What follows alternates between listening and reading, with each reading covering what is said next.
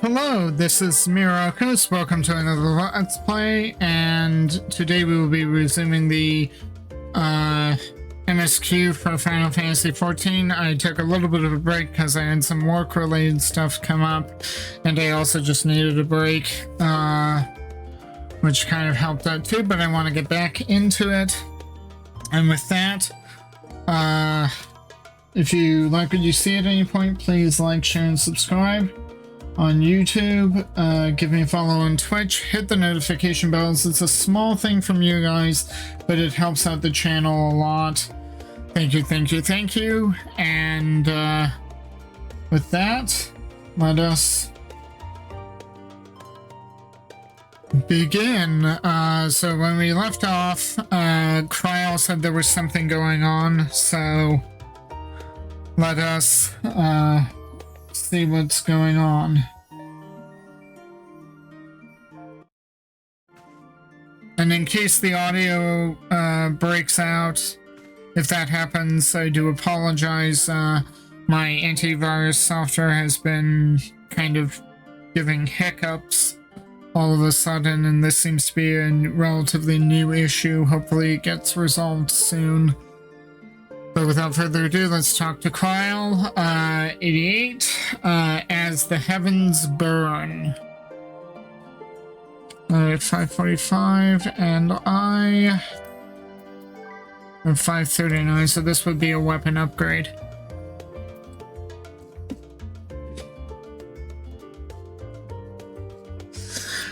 So, as the heavens burn, though you and Kryl both have news to share, hers is perhaps the more urgent. Oh, right into a cutscene. Not even a bit of a pause. So, have you learned aught more of the final days? Oh, yes. Then the journey was well worth the risk. No doubt you found your newfound knowledge will be a great boon to us all. Unfortunately, during your time on the First, events here have taken a turn for the worse. The Scions are running themselves ragged, trying to contain the spread of blasphemies, but it's a losing battle. To try and ascertain the where and why of it, Elise and Alphino have been traveling all over. Of all the regions they visited, Locus Aminus is one of the worst affected. Oh, so they got to go to Corvos, okay. Thancred, Destinian, and Graha took a detachment of allied soldiers there to offer aid and succor to those in need. But the province is vast. They only managed to visit a handful of coastal villages. It was an accomplishment worth celebrating, still, but a drop in the bucket at best. In the meantime, Ishtala and Master Matoya have been making a concerted effort to establish contact with Hydaelyn in the Ethereal Sea, but to no avail. As for Tataru and I, we've been keeping a close eye on the Forum. From what we gather, they've been constructing a vessel to ferry people to the moon. An ambitious project that has likely been years, if not decades, in the making. However, since we've seen no sign of it thus far, I suspect it's still incomplete. You will also recall the proposal issued by Master Fortuno to the people of Radzatan. Following their discussion, Vritra declared his support for the plan and urged those who wished to evacuate to accept the Forum's invitation. So far so good, but that's where things get a little strange. Uh-oh. What's going on? Apparently, the Forum caught wind of the lunar teleporter in the Tower of Babel and decided to use it to deliver people to the moon instead of their mysterious ship. So they walked them straight into all manner of nasties. Like, are they trying to get these people killed? The Forum helping isn't actually helping. Uh,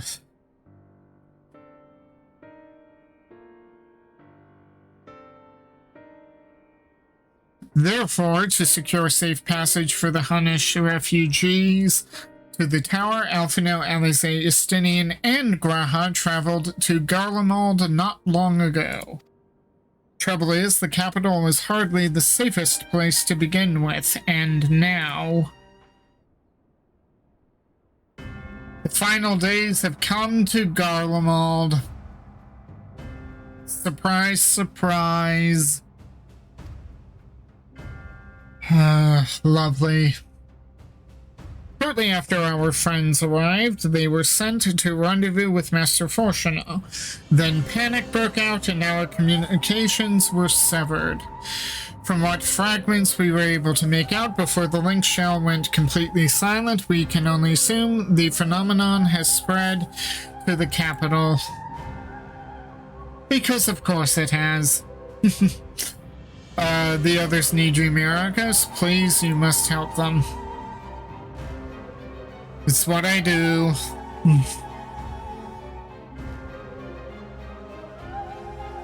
Having you there will make all the difference, I am sure of it. Camp Broken Glass was their first port of call, so you'd best start there. Hopefully Lucia and the others will know where they are. There's no telling what you'll be walking into, so you'd best take every possible precaution. Lovely. Lovely. I'm surprised they didn't keep the music going. It pains me to send you off alone into unknown peril after you've only just returned, but 12 willing, you won't be alone for long. I'll be sure to let Tancred and Estola know you're back. At least they're still responding to their link pearls. Okay, let's see, I did do the repair. So, off to Camp Broken Glass, because why not?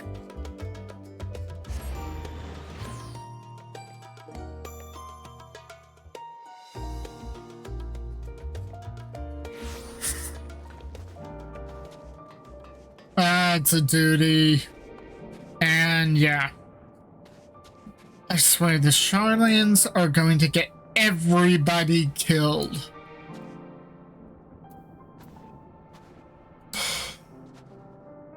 Okay.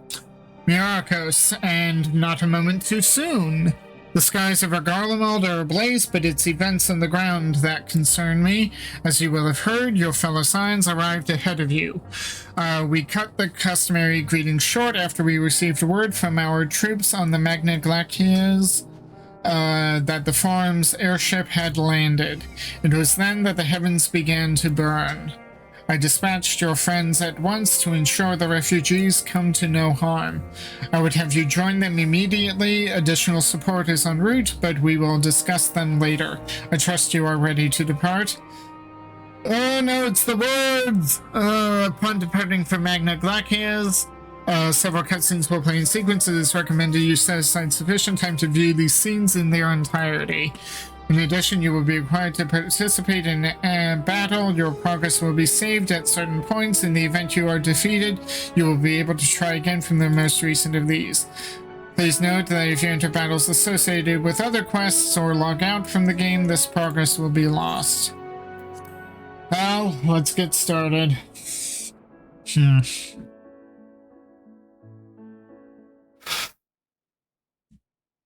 Earlier on the Magna Glaciers.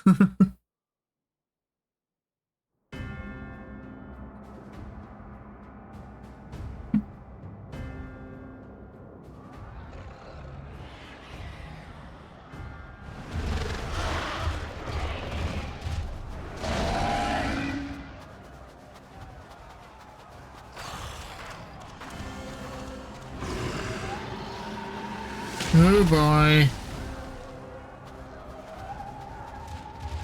No. No. No.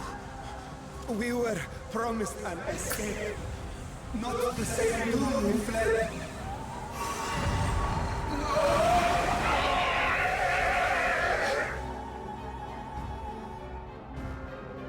I shall not meet my final days here in this blasted waste. Calm yourselves. Your panic is our greatest enemy.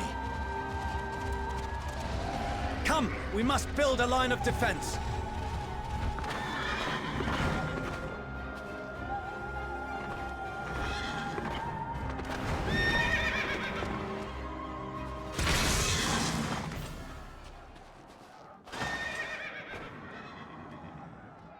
How? Leave the fighting to us, Father. You must lead the people to safety.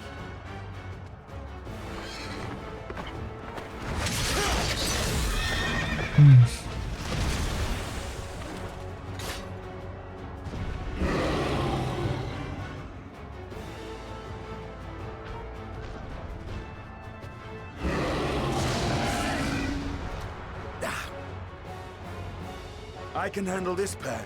You shall tend to the refugees. Let us be about it.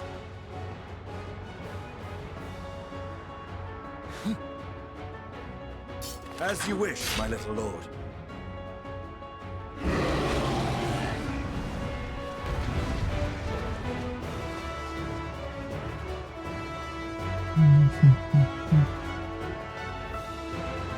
I love the music in this game, it's so good. Assuming the line, I'll command the beast's attention. See to the wounded. Help is at hand.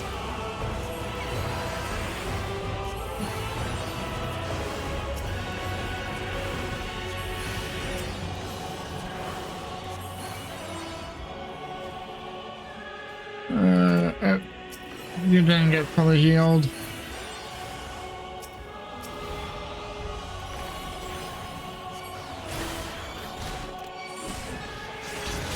Leave it to me.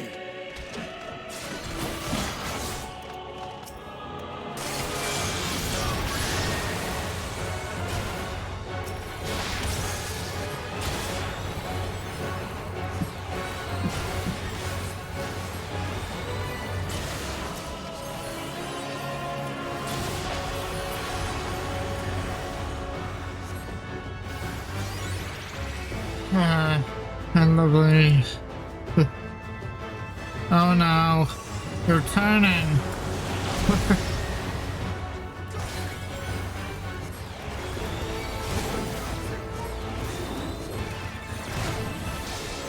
Those who can stand, come with me.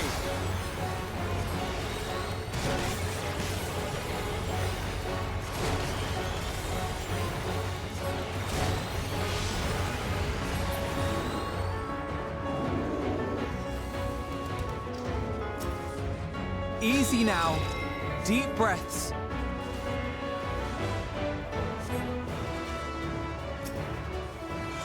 You're safe now.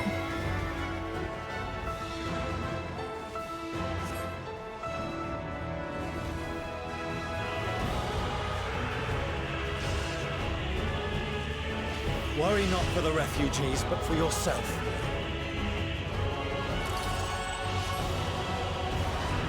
Oh boy. That's not one of those.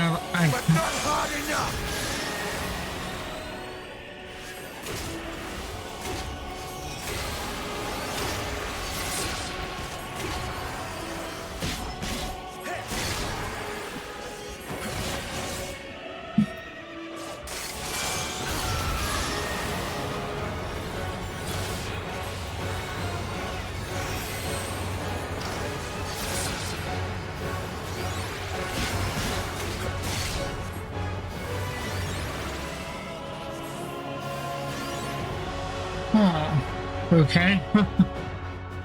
Yeah, I kind of like, I've done Sage. I kind of like the full spread of abilities. That works, but I like the full kit better. I probably could have handled that a lot easier myself as a Sage. Help! Someone, please! What? There's always something.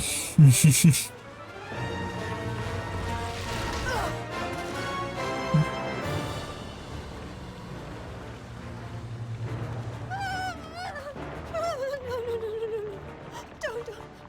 I don't want to die. Forward! Let not a single fiend escape!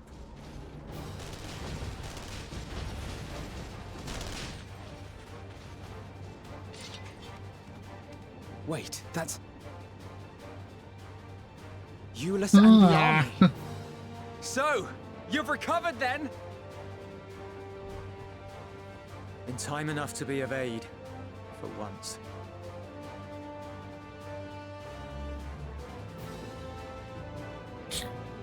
We can speak of it more later. For now, we must fight! To repay your salvation in kind, or with better! For Garlemald has her pride!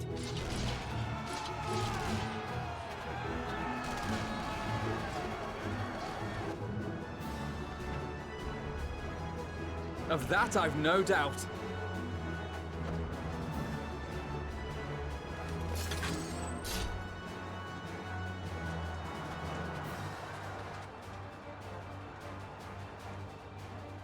Good gods. Of all possible saviors, the Imperial Army.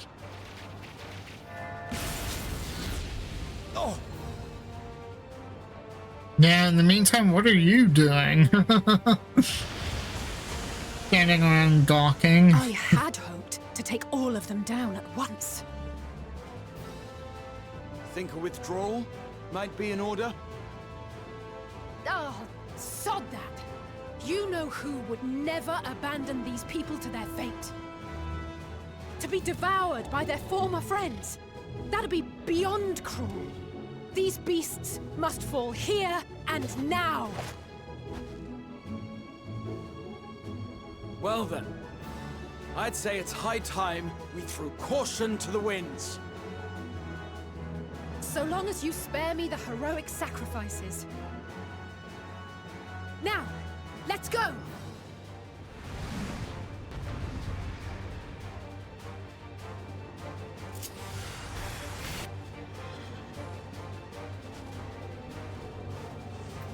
Okay,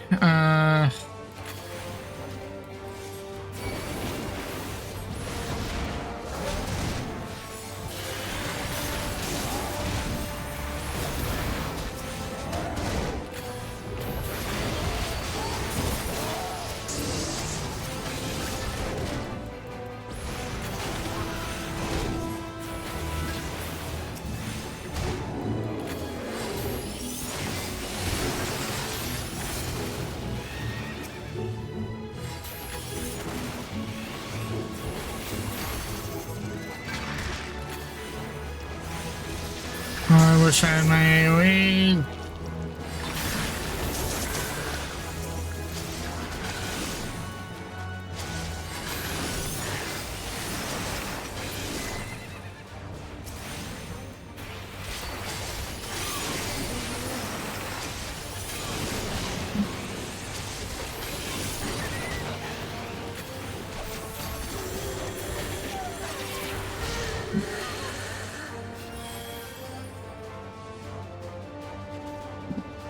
Oh dear.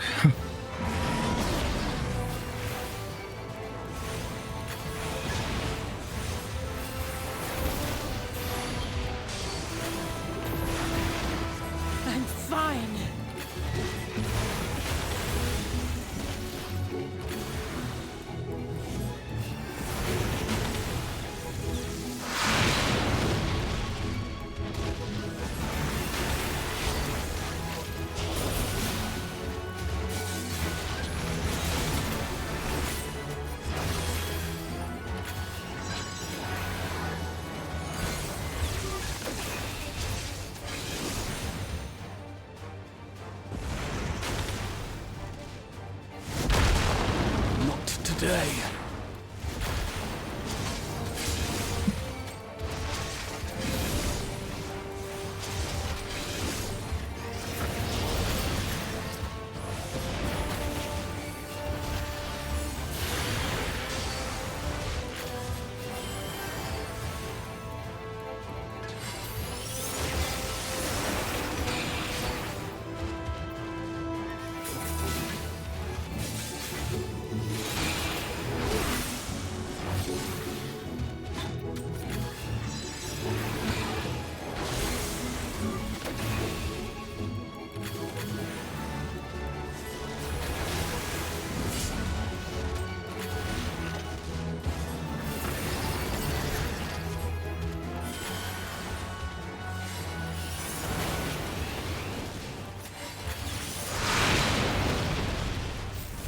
I'm not done yet.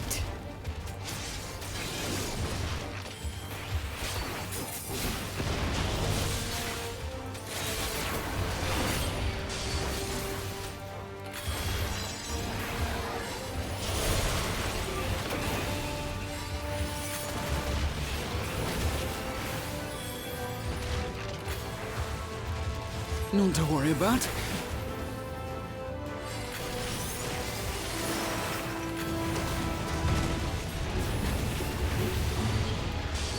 The air crackles with energy. Find cover!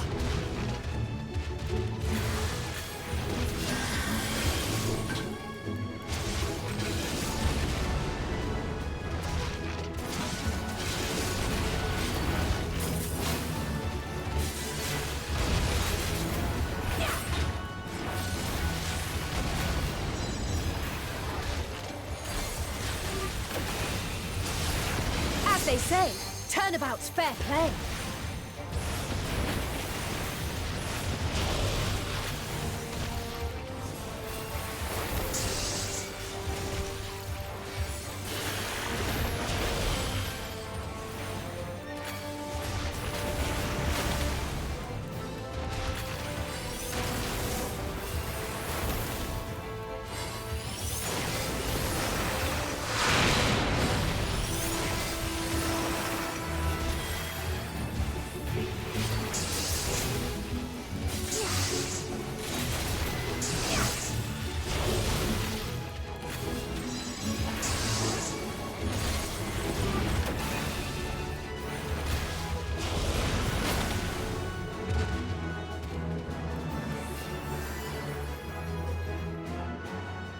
Ooh, that was a little easier.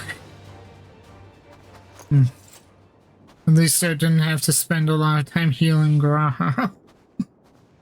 There's not the barest trace of ether. Maybe there really is no way to bring them back.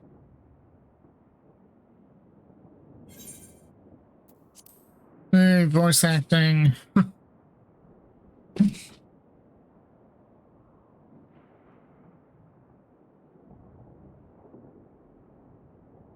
Thank you for saving our lives once again.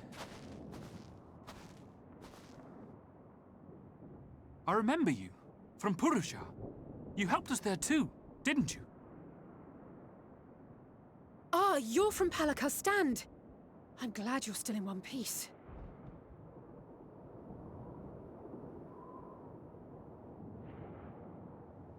Or you will be, once I see to that injury of yours.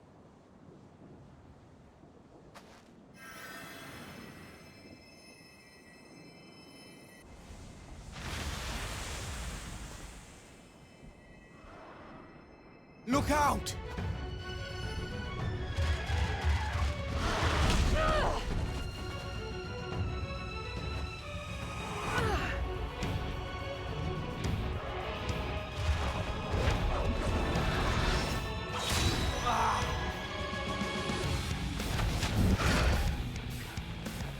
Get out of here!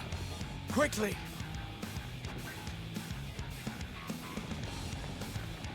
I won't lose them!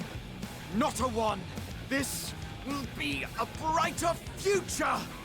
I won't let a madman's apocalypse ruin everything we've fought to achieve!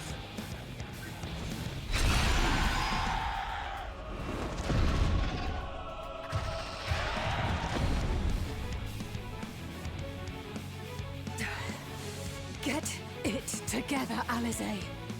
You're embarrassing yourself. And in front of Father, no less.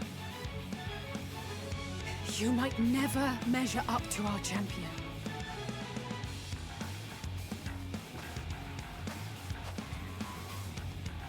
But we ask too much of him as it is.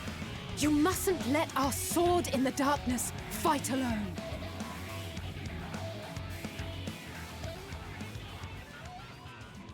Here we go, waltzing in, as it were.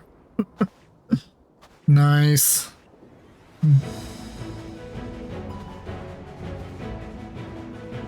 Oh.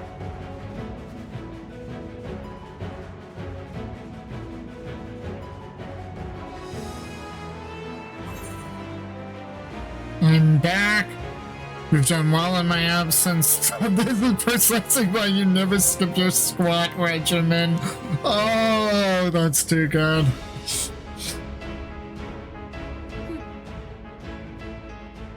I can look after myself, you know.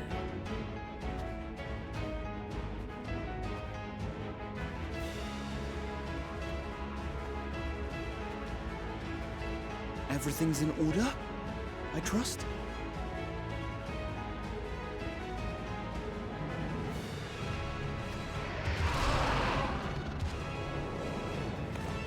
I've had enough of this rabble!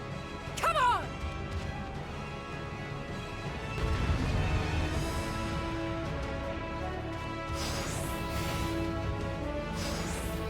Well, limit gauge, okay. Oh, a trio for the ages.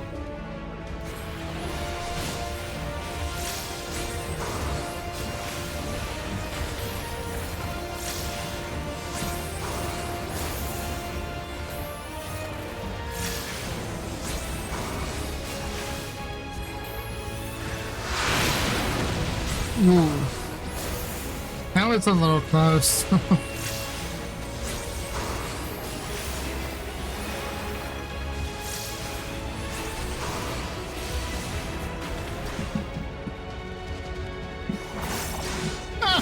Oh, I caught some of that. That's because I was too far Just the away. beginning.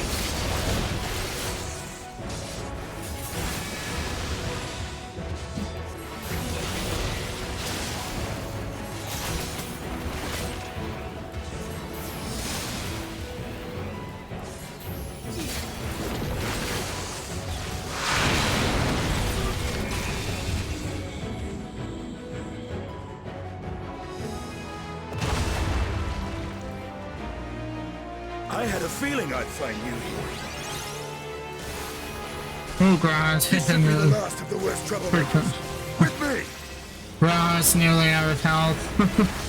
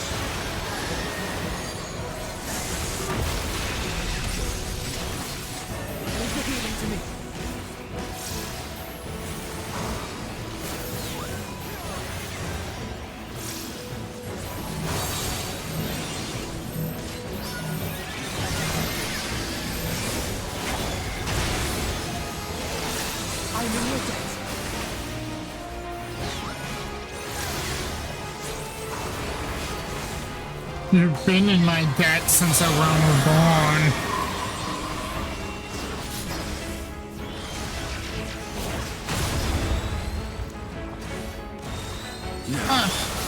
Where were we?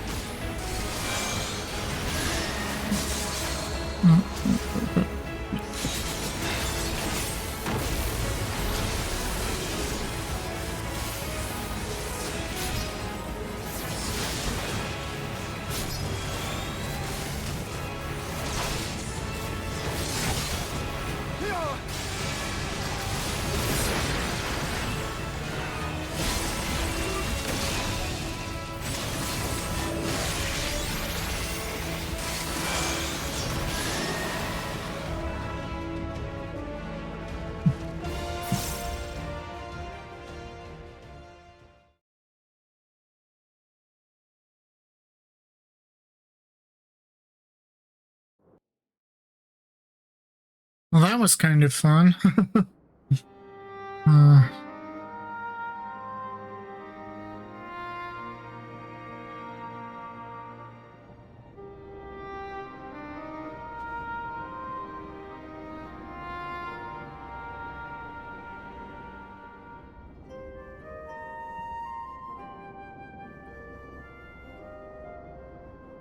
You must board without delay. The ship will depart ere long. Your offer to host us in Sharlayan is most appreciated. But will the final days not soon fall upon it as well?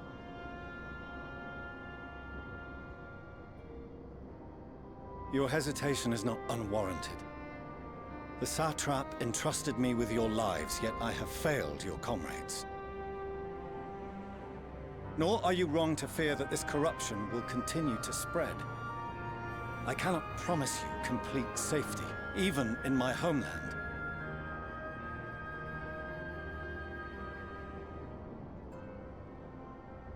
What I can promise is that I will do all in my power to protect you.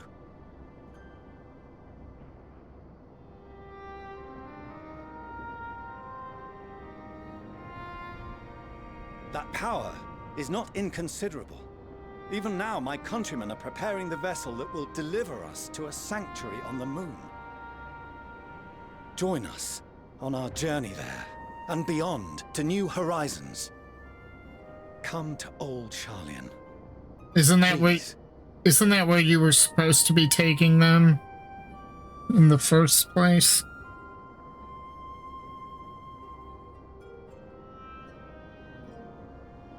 We would be fools to refuse such a generous offer made in earnest.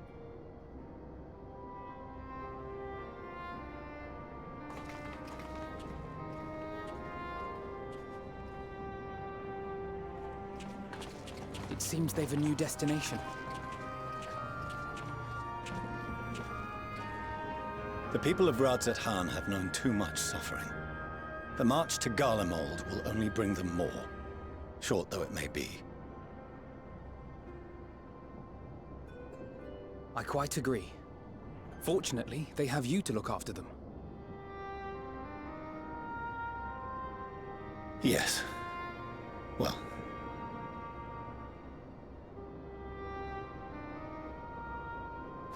Behind you! Just there!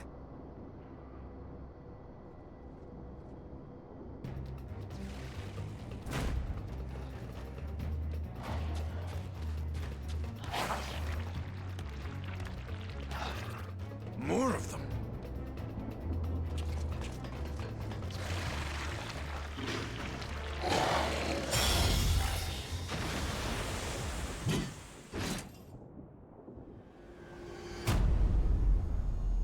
Oh, Xenos showing up.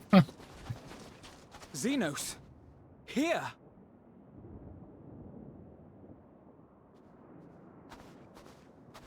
You'll be all right. Hurry to the airship.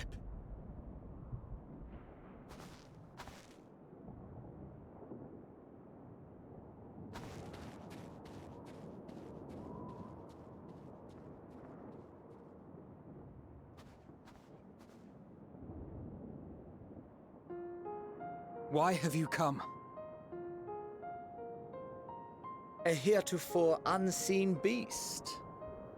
'Twas ripe for the slaying. Poor sport, alas. Unfit to temper my blade. Oh, for the love of... You cannot still be on about a rematch. That is and has ever been my sole concern.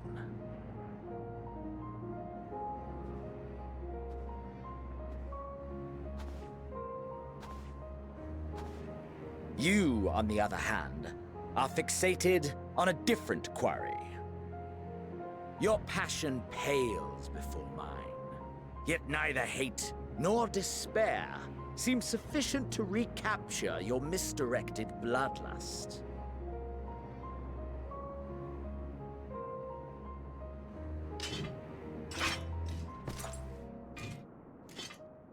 So, I hone my blade, and I wait.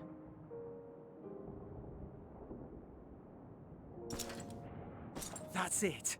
That's all you care about. Yep.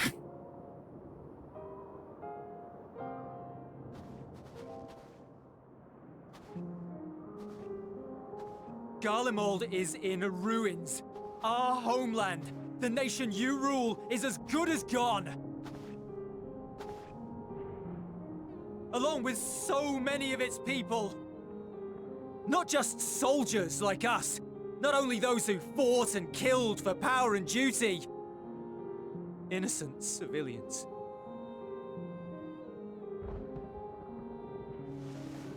Murdered by their own flesh and blood. Lost and confused as they breathed their last. While we who survived with our lives and minds intact were left to freeze to death. The Eorzeans tell me all this was your doing! You slaughtered your countrymen! You did! For what? For nothing in the end. So much wasted effort.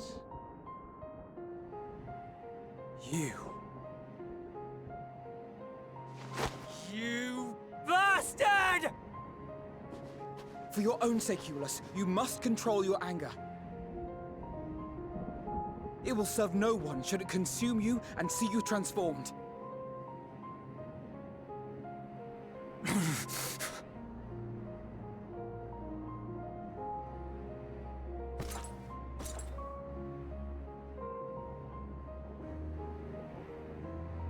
Would you be happier had I a good reason? What? If my motives met with your approval, would you no longer resent the outcome? If so, then perhaps a beast's skin would suit you better. Duty, honor, morality. All constructs of convenience when put to proof. Surely the war taught you how easily power becomes the tool of the self-righteous. How the people's justice was merely a means to their ends?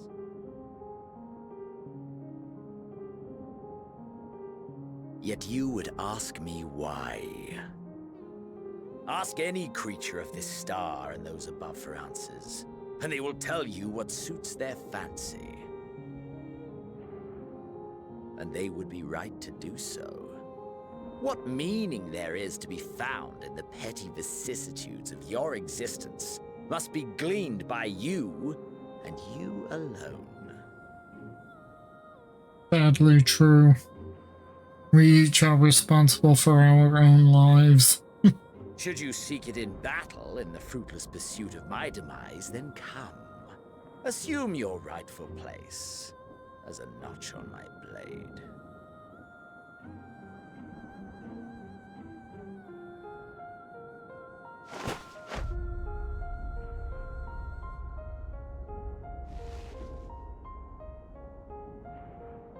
You are a blight on the Garlean race. And there would be no more satisfying way to expunge it than by beating you to death.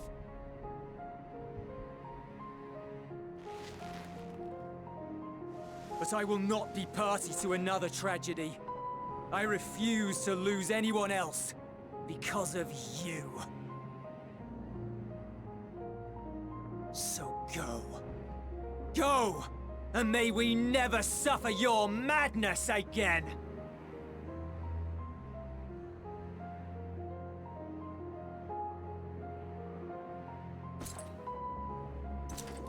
Xenos!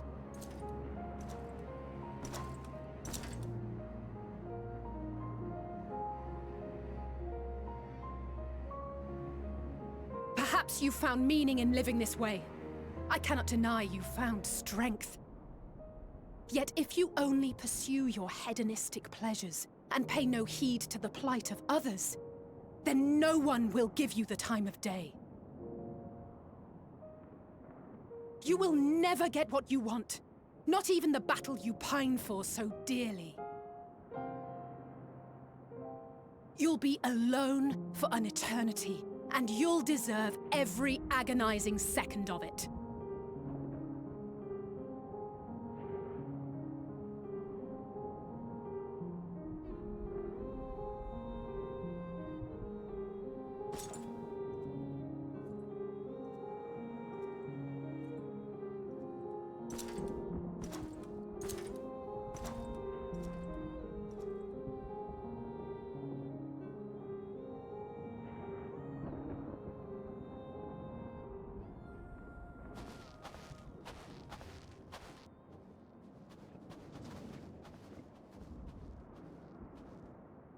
We're ready to depart. The refugee ships will be leaving shortly, but I've asked mine to remain for the time being. There's room enough for you to join me on it, if you wish.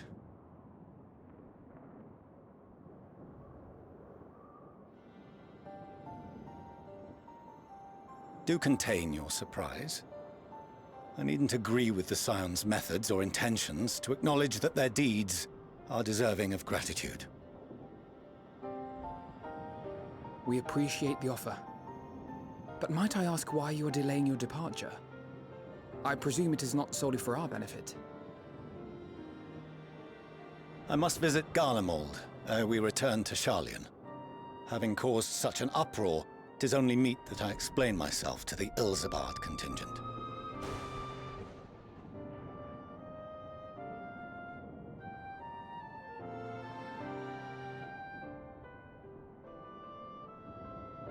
Allow us to accompany you then. We should be glad to facilitate, given our familiarity with all concerned.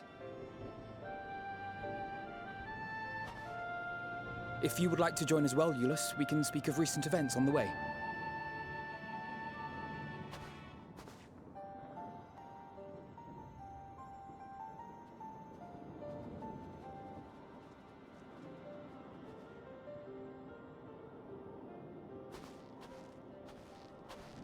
He'll be after your seat on the forum next.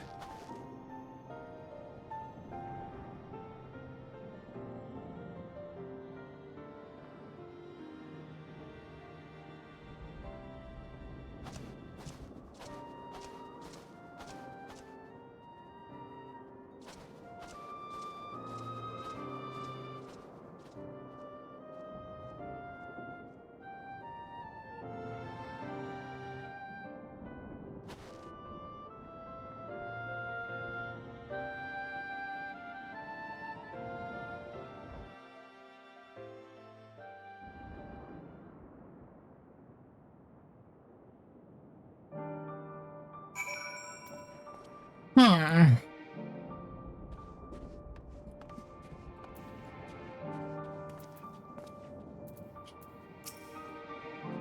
We couldn't save them all, but if we'd arrived any later, it would have been a massacre.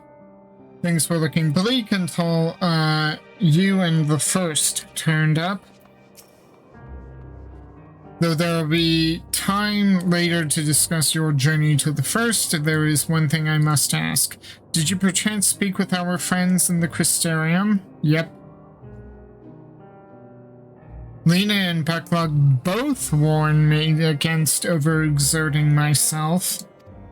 Strange that they would express similar sentiments. Identical, in fact, but their advice is duly noted. This is the contingent's base of operations, I take it? Yep. At the very least, I'm glad our own members are accounted for. The final days should manifest here too. That the final days should manifest here too. After everything these people have suffered is a fate cruel beyond words. Nevertheless, with allies old and new at our side, there is yet reason to be hopeful. It's been a while since we last spoke. For some time I was not myself. Lucia and the others told me what happened that night and about the events that took place while I was receiving treatment. It was only then that I realized the lengths you and yours go to. I know I might never be able to repay you, but I'll be damned if I don't try. And most of all, I want to thank you, all of you, for everything you've done and continue to do for the sake of my people. Huh. Anybody else? Nope. Okay, talk to Alize. To see Zenos standing there so uncaring and unrepentant, gods, I don't know what came over me. I just blurted out the first thing that came to mind, but looking back on it, I stand by those words. I would say I hope they won't incite him to further villainy, but to be honest, I doubt he even remembers what I said. Anyway, enough about all that. It's good to see you again. Yay! Let's see.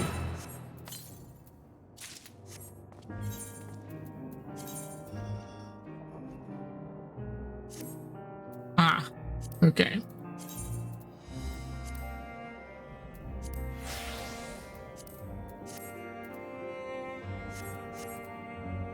No. We still need to quiz you about your time on the first if we ever get more than a moment's respite. Yep. Outside help. Lucia is taking stock of the present situation.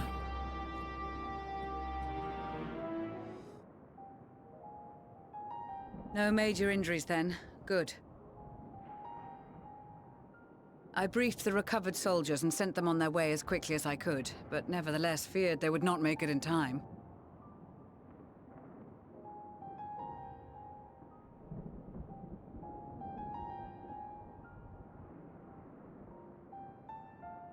The additional support was invaluable. Your men saved more than a few lives.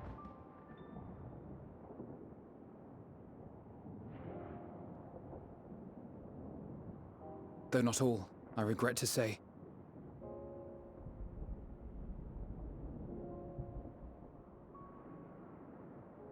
I take it that I'm addressing Lucia Junius. I'm the Forum's envoy, Fortuno Leveilleur. And you are owed an explanation for these most dire developments.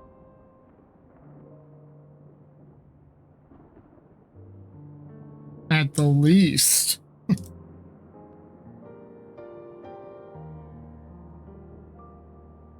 Another trial wrought by the final days. I was beginning to suspect as much. You doubtless feel some consternation having been forced to abandon your original plan. But trust me when I say you were right to send the refugees elsewhere. Beasts have been sighted within the capital. Perhaps it was a stroke of grim fortune that the population was decimated beforehand, as they've yet to appear in any great number, but in time. In any case, Maxima leads the remainder of the contingent in an effort to cull the creatures and evacuate the populace as we speak. Once the airships have taken to the skies, I pray your men can be persuaded to join him. You'll permit us to retain our weapons. I wouldn't have sent you after the Scions were I expecting you to stab them in the back.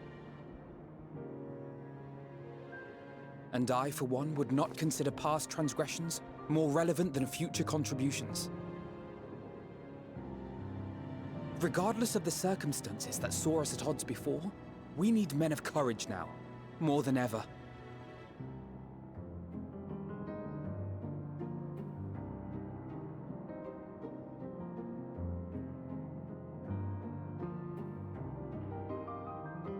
Yep. We trust you.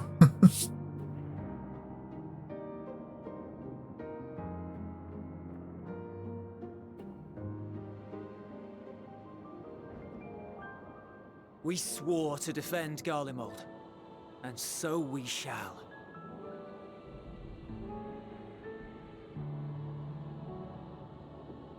It seems you have everything under control. You will excuse me then, for mine own duties await. A moment, Master Fortuneau. You did desire to express your appreciation for services rendered, did you not? I did. Though if you intend to again ask that Sharlayan alter its course, you will find my gratitude insufficient. 'Tis nothing so onerous. I wish to hear the details of this grand endeavor of yours.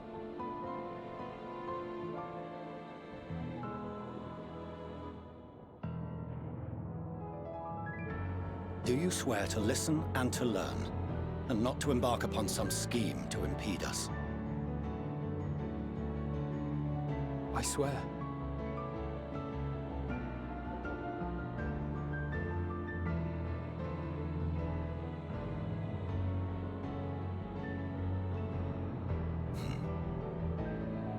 Any other I would doubt, but you I trust to keep your word. For not once have you broken it. Very well. I will request that the Forum make you privy to our plans. You may await our summons at the Baldessian Annex, assuming the decision is in your favor. Does that suffice? It does. You have my thanks. Excellent. You can regale us with tales of your most recent sojourn to the First while we wait.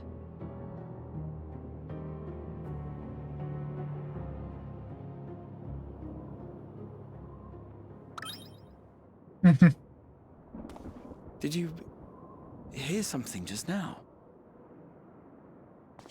Clearly I didn't. My ears didn't perk up. What the?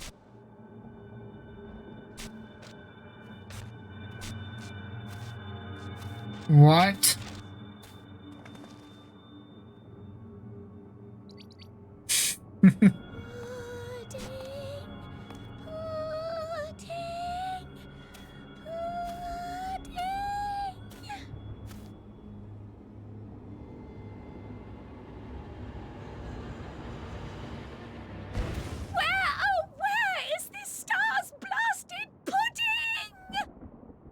Pudding? Doom. They go together.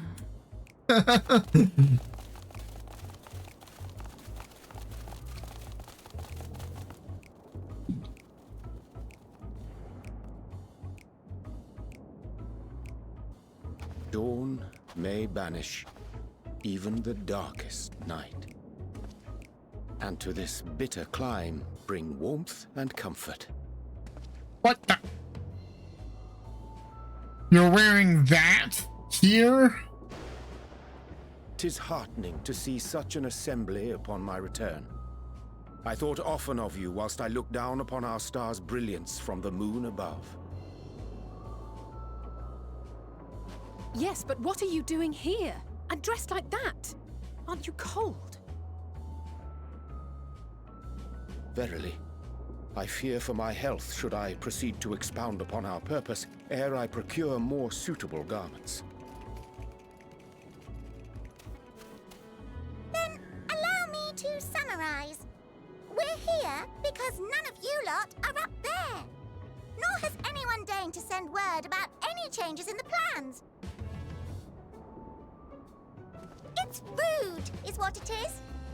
At least that's what I thought at first, but then folks got to wondering if you weren't in a spot of bother, so we decided to take matters into our own hands. Come down here and help, if our help be needed. So she says, but it's also something of a convenient excuse to visit Atheris. Urianger made it sound absolutely marvelous. More so before the impending doom, but still. And it's not like there will ever be a better time. What with the aforementioned doom? Marvellous, they say, yet not an ounce of pudding to be found. And even the... Suffer Urianger's inferior works no more. Oh, he's even got little pudding things around his head. Maybe consider the plight of present company before you go blathering on about pudding and doom? Pudding and doom! Yes! As I was saying, should you require any assistance with whatever, we are at your disposal. We were born from Hydaelyn's love for the lives of this star, so naturally we would much prefer to see them continue. Twiddling our thumbs up on the moon is hardly conducive to that, though, is it? Aye, not when you've all got such precious thoughts and feelings and hopes for the future deserving of more active preservation. Speaking to Urianger made us realize that while we've carried out our duties to the letter, we've failed to fulfill them in spirit. From there, it was just a hop, skip, and a jump towards resolving to do better. So please, show us how. Help us help you.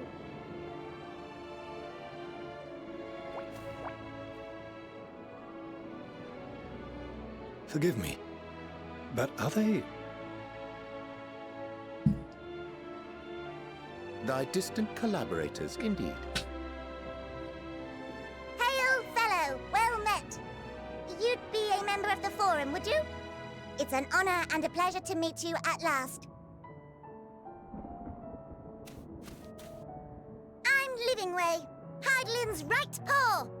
That last bit is very important. As am I, if I may humbly say so myself. I, bid you welcome to our star, Livingway. On behalf of the Forum, I thank you for traveling such a distance to meet us. As you have surmised, preparations for the Exodus have not proceeded as smoothly as we had hoped. I should be happy to personally escort you to our headquarters in Sharlayan, where you may advise us as you deem fit.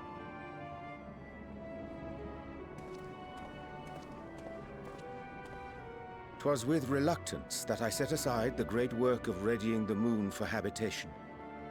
Be assured that I did so only after the Loperites made plain their earnest desire to come hither, and I myself felt a growing certainty that their contributions here would prove invaluable.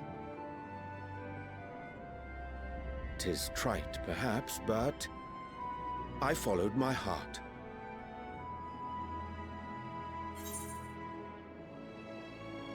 Good to have you back. May thy disciples banish this darkness of night. Good to have you back.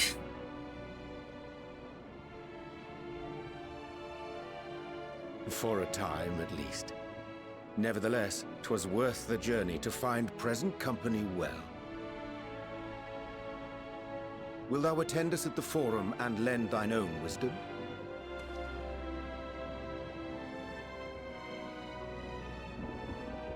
If that's all quite settled, can we start moving before Urianger catches his death? Even I'm freezing out here. Oh, I dare say you'll warm up quickly once you're aboard the airship. Sat shoulder to shoulder with our fur-covered friends.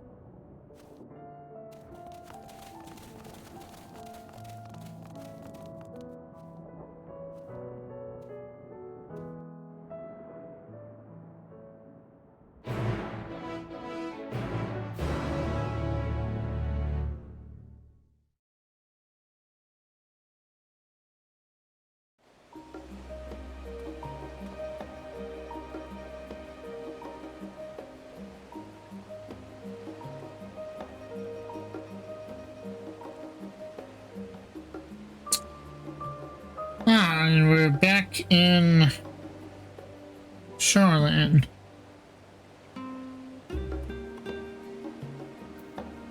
Huh. Okay, I dare say Master Potional was as nonplussed as we to learn the identity of Hydaelyn's lunar custodians.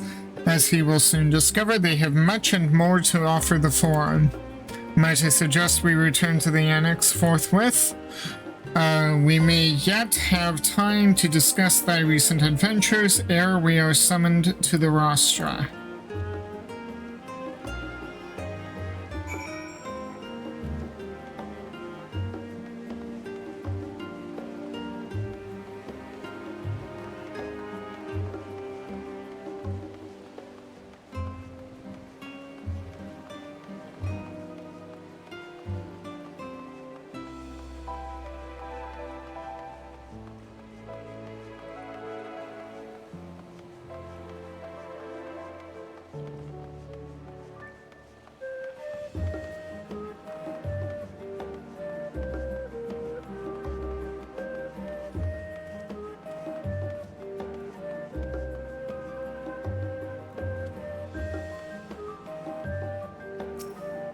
So, yeah, I have retainers finished. Let's just get this.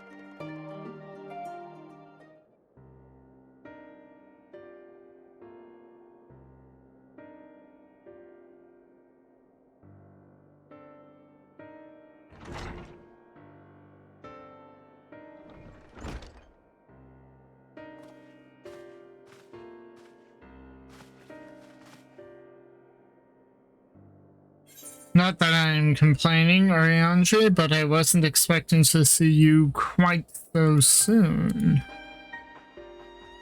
Nor I thee. In extolling the virtues of Aetheris, I did inadvertently awaken in the Loporits a desire to avert our beloved star's demise. Kryl tells us you have obtained new knowledge that may aid us in our ongoing efforts.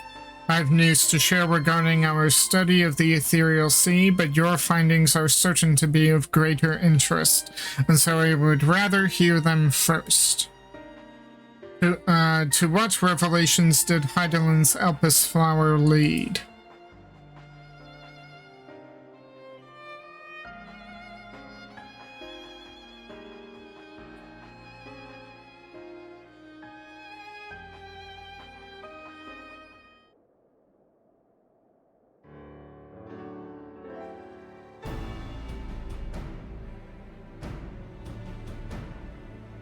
Then the dynamis is what drives the final days. If it and Akasha are one and the same, then this all but proves Nadana's theory. We were an entity through sheer force of emotion to channel this vast dormant reservoir unto a raging river. Its power might surpass even that of ether. But if our star is so replete with ether, said entity would need to be outside its influence to effectively manipulate the dynamis of the great expanse. Meteon.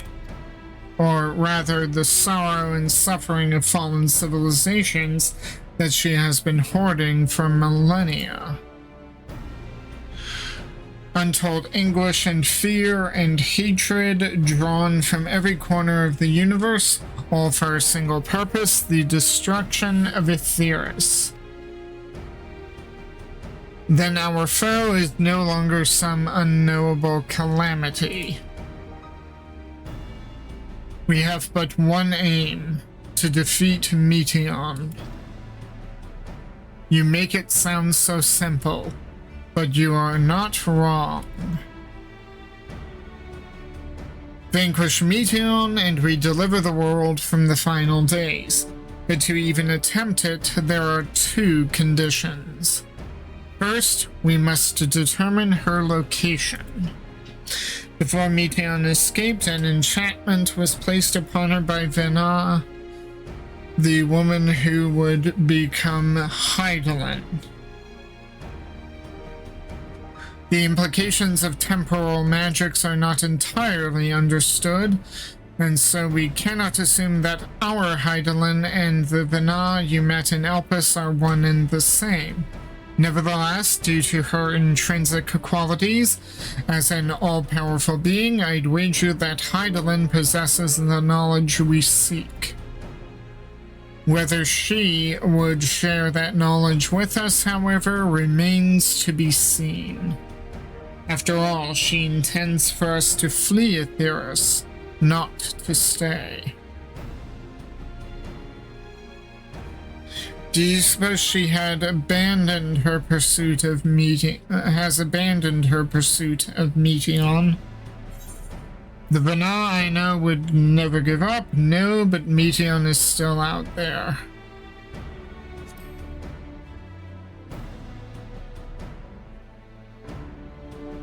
That's my impression too. Otherwise, she wouldn't have used me as a conduit for her will or provided clues such as the Elpis flower. I believe she has been waiting for mankind's answer to Hermes' question.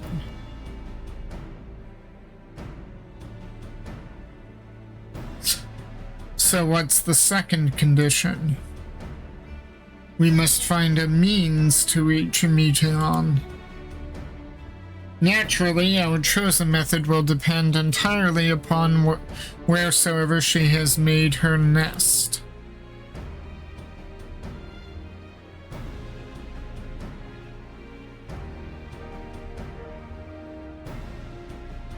Then communing with Hydaelyn must by necessity come first. Did you and Master Matoya have any luck with your investigation into the Ethereal Sea? Sadly not. Though we enlisted the help of Arnvald and other Echo-blessed allies, we could not detect so much as a whisper from Hydaelyn, even from within the Anti-Tower.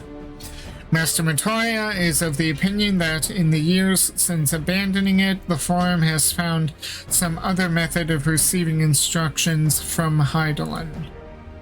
If so, it would most likely be some form of apparatus for observing the Ethereal Sea, built closer to home. Did somebody knock at the door? Sorry to interrupt, we've just received word from the Forum. Oh, it's Ojika.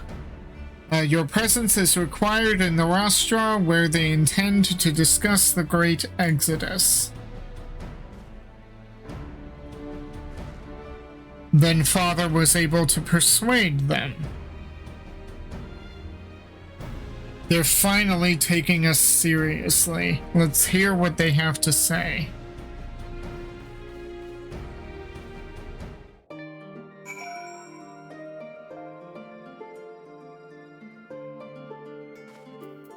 Okay.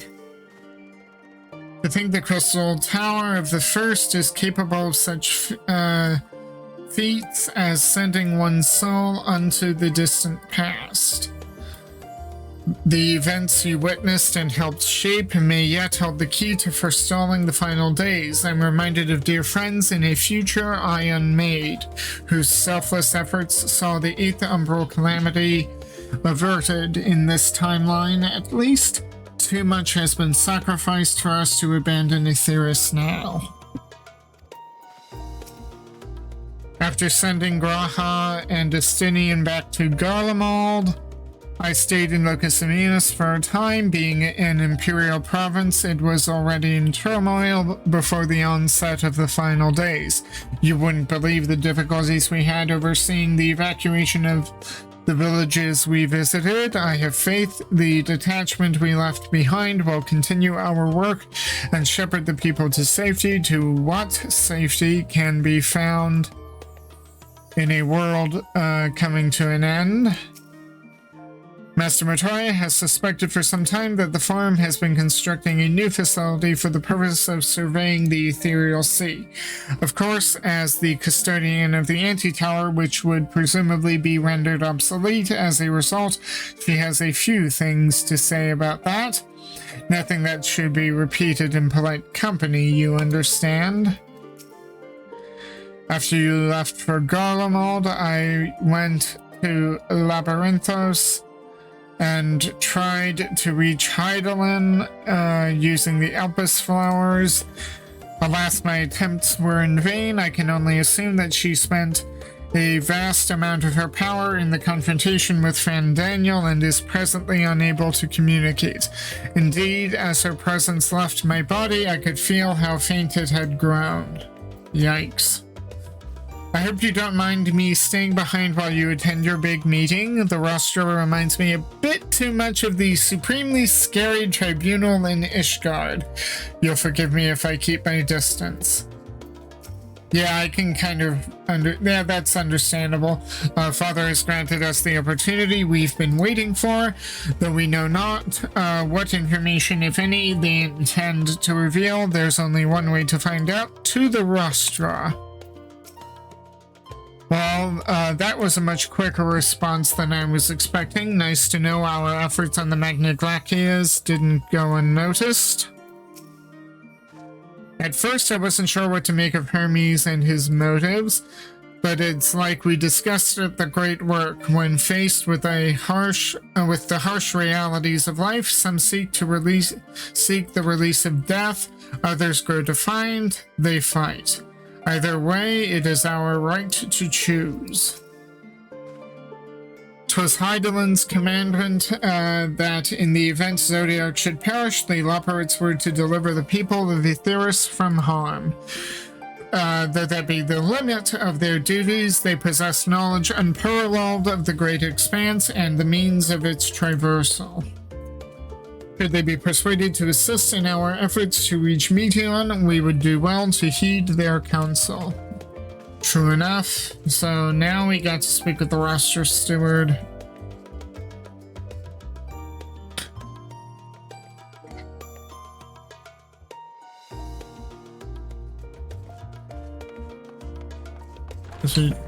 Nope, don't need to repair.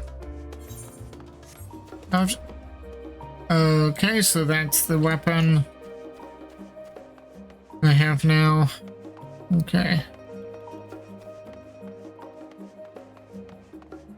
Now I could have used the ether net, whatever. I'm so used to running places. But are we allowed to retain our weapons? I thought weapons weren't permitted in the rostra. Or, like, because we didn't have our weapons with us when we were there the last time. The forum is in session, and as such, the rostra is closed to visitors. A sign of the 7th dawn. Very well, you may wait in the corridor. Of course, entry will only be permitted on the condition you leave your armaments at the door. Lest you forget, this sacred institution holds rational discourse in the highest. The implements of war are expressly forbidden. Not that that would stop an assassin, but okay. You are with the Scions, yes. There is nothing more that I can tell you of the Great Exodus, save for what you heard at the Forum's proclamation. Pray be on your way. Huh. Okay.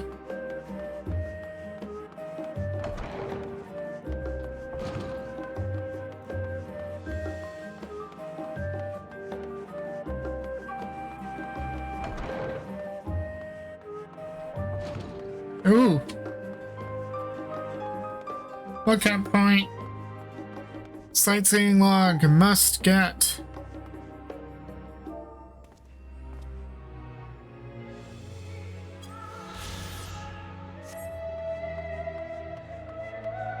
Curious that for the forum to be in session yet no one is here. This is very curious.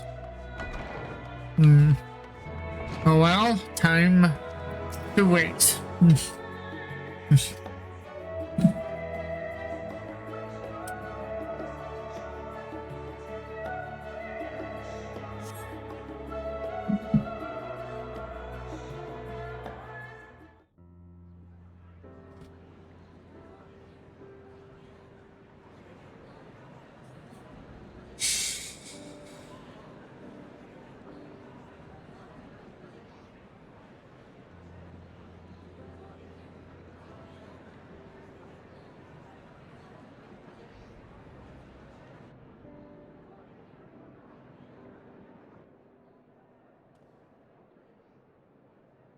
There is a matter I wish to raise with you before we enter.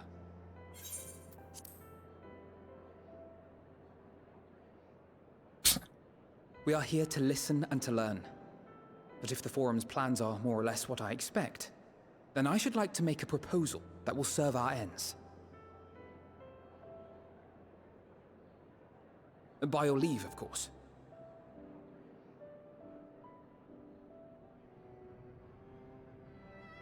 I don't see why not. Your words and wits have gotten us this far. Agreed. I will present our queries so that you may consider the most advantageous way to advance your proposal without distraction. Thank you, everyone. If I may have your attention, the ad hoc session will now commence. The purpose of today's assembly is to brief the Scions of the Seventh Dawn, at their request, on the Great Exodus. You may enter.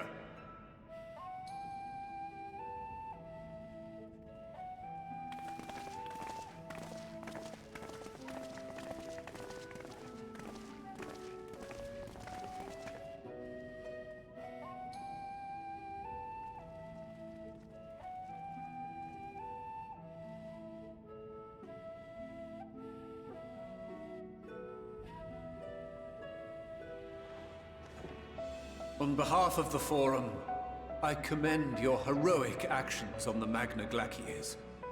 We shall not soon forget your service to us and the people of Radzat-Han.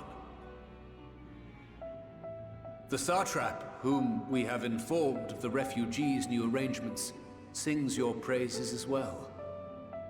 As an expression of our gratitude, we will endeavor to answer your questions as fully and openly as we are able. Then let us begin. First, it is the Forum's objective to ferry the life and knowledge of this star to the moon. Am I correct? You are. It is for this purpose that Sharlayan has labored these many long years. We have collected biological samples and scientific records from across the star. When the time comes, they will be moved from their places in Labyrinthos and Numenon and conveyed to safety. Once that critical task has been accomplished, we will begin transporting the Sharlayan citizenry, which has been categorized into groups. The earliest arrivals are to ensure hospitable environs for those who come after. Following our people, we will send those of other nations in turn, beginning with our allies. Radzat-Han was foremost among these, but since the final days have already come to Thavnair, we saw fit to include the refugees with earlier groupings. An ambitious plan. You have accounted for the safety of all nations and tribes, then? As many as we can. And how, pray tell, do you decide who to leave behind? To journey beyond the sky is an unprecedented and immeasurably difficult endeavor. Introducing sources of inevitable conflict would condemn all to certain death.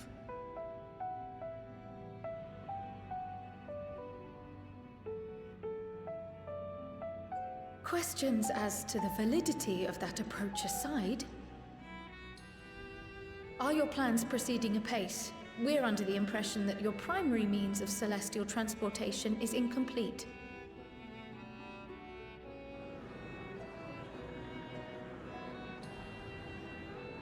There he is again. Yeah, the astrologian quest line. It does not meet our optimal parameters, that is correct. This arc, as some have taken to calling it, is fully operational and could be launched even today. However, the final days have progressed more quickly than we anticipated. At present, the ship is incapable of attaining speeds sufficient to meet our evacuation targets. Should we put the vessel into service, as it is now, we will be unable to travel to the moon and back quickly enough to complete the necessary number of trips. Precious lives and knowledge will be lost. Seven hells. Is there anything to be done? The ether burner, the primary means of propulsion once the craft is in the space between stars, is undergoing testing to determine whether it can be made more efficient. Though cargo is being loaded for the initial phase of the Exodus, we are prepared to continue our experimentation up to the day before launch, should it prove necessary.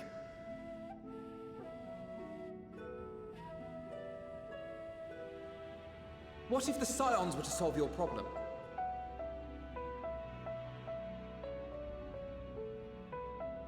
We shall help devise a means to improve the ether burner's efficiency, on 2 conditions.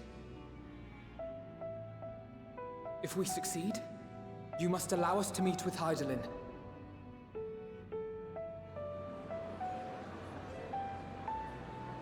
'Twas simple enough to deduce.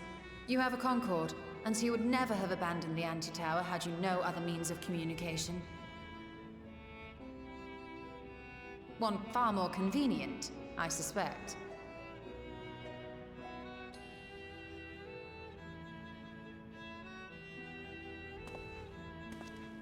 The second condition, also to be met upon our success, is that we be permitted to propose another use for your Ark.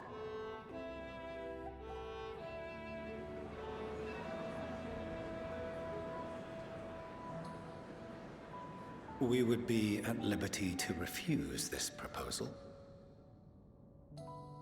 Of course. If we cannot prove its merit to the 99 here, who are we to stake on it the lives of all peoples of this star?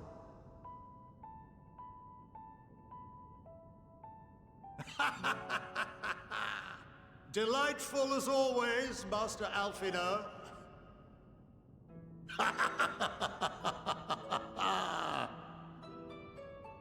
Oh, we couldn't have asked for a finer plan. Allow us to solve this complex engineering problem of which we were entirely unaware until moments ago. What could possibly go wrong? The satire writes itself.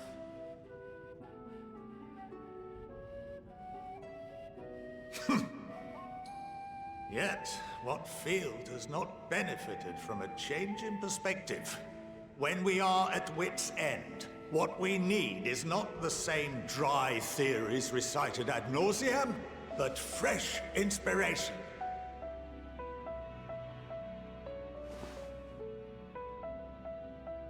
I, for one, have faith in my erstwhile students to provide it, and I find their terms to be perfectly acceptable.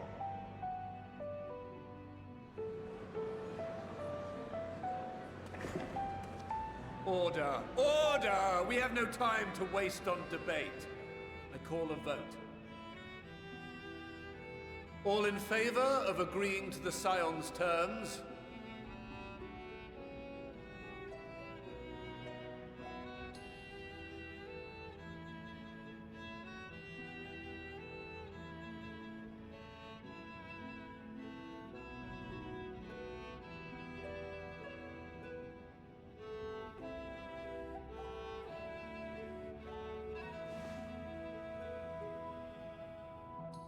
71 in favor, 28 against.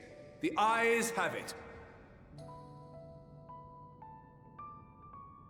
Fortuneau, as the architect of this project, you are the best candidate to show them its current state.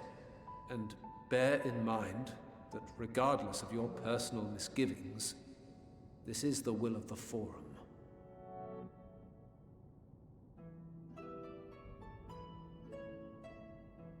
Very well.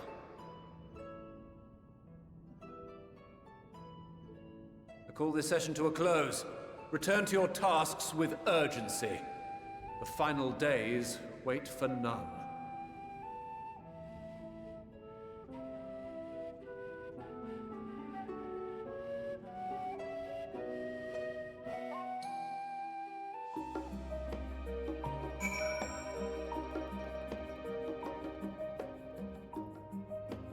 Huh. Okay, Thancred. My affinity for espionage may have earned me the title of Archon, but I was completely unaware of the Forum's plans.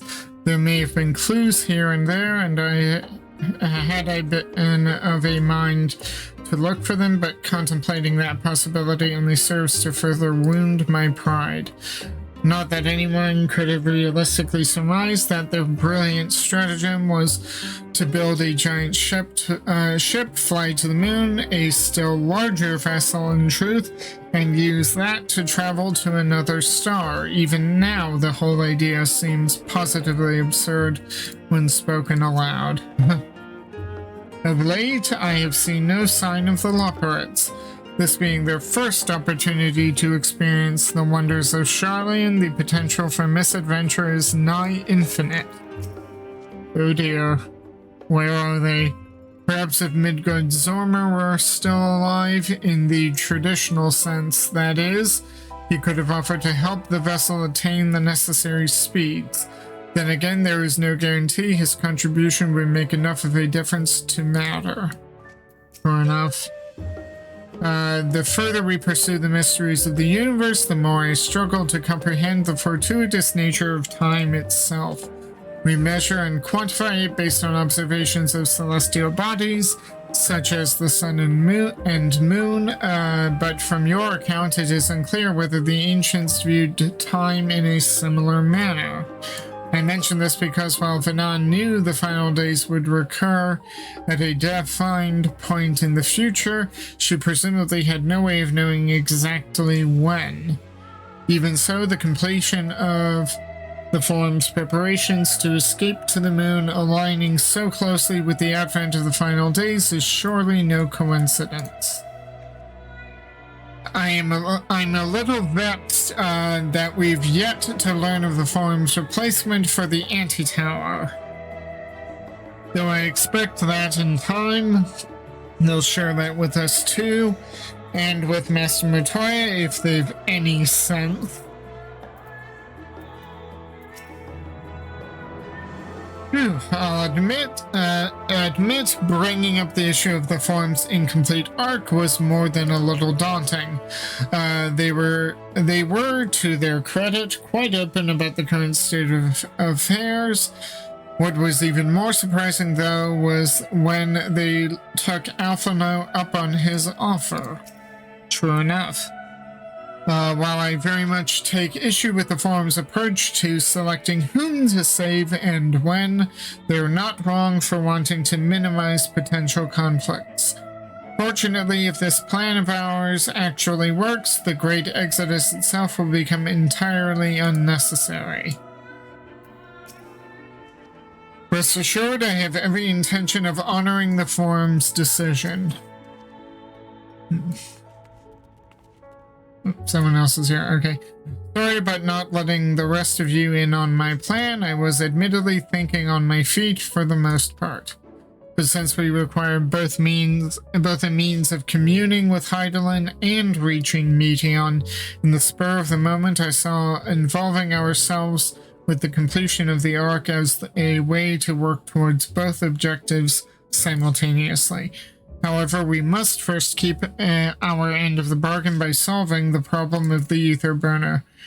I'd like to think it's not a challenge beyond our combined expertise, or at least the expertise of our extended circle of associates.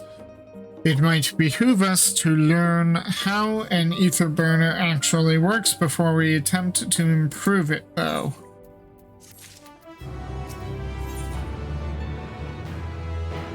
Going underground. Okay, it sounds like we're going back into Labyrinthos. We do have the rest of that map to expose. Fortuno's ability to maintain a stiff upper lip is being sorely tested. As instructed, I shall take you to see the ether burner. Meet me outside the Archaeon. I trust you can make your own way there. So the Ark is being built in Labyrinthos. Hardly surprising. Where else could they conceal such a massive undertaking?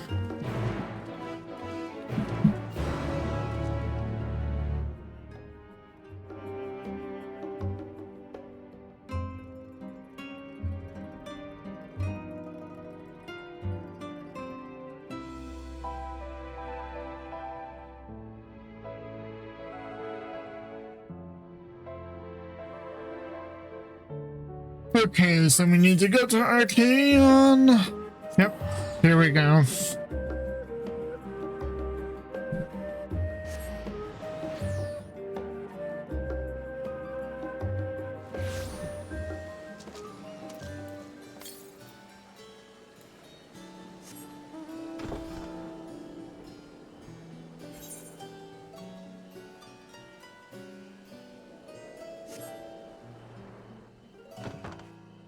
Even more dialogue. Okay. Do they intend to carry everything in the Archaeon to the moon? They said they'd started with loading scientific records and biological samples, but do they really need all of it? It seems so long ago we first set foot here. Yep.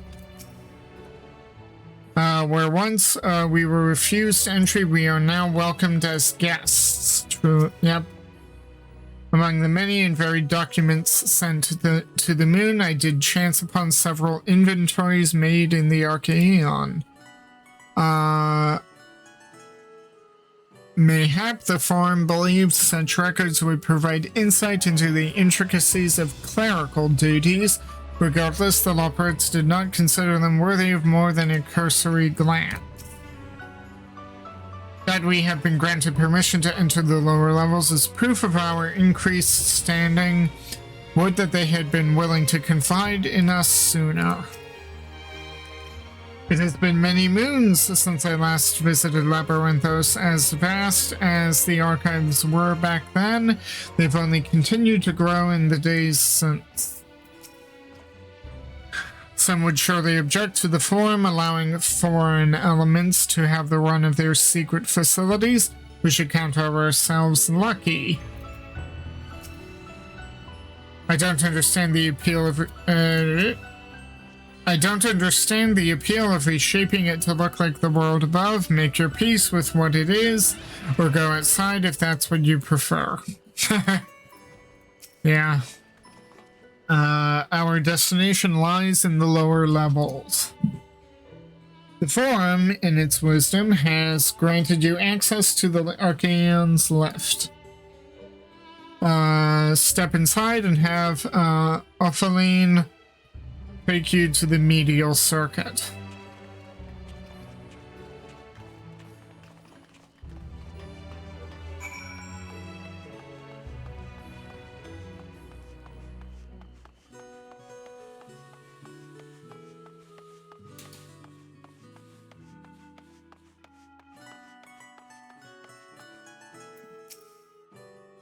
You wish to use the lift, yes?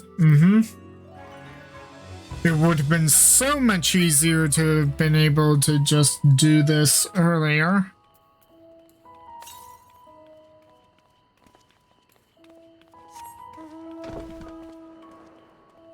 Okay, it says 100 southeast. Don't worry, I'll be back. I just want to see if I can get an ether current.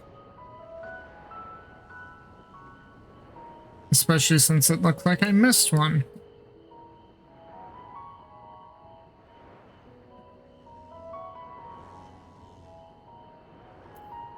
I could have sworn I got all the ones here.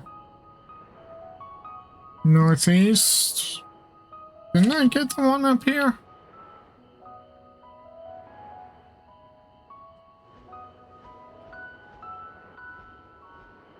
Unless there was another one.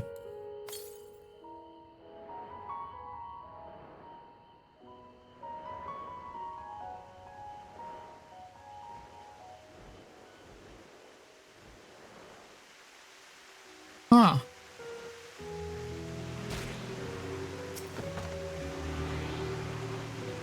Okay. Not where I would have expected an ether current, but...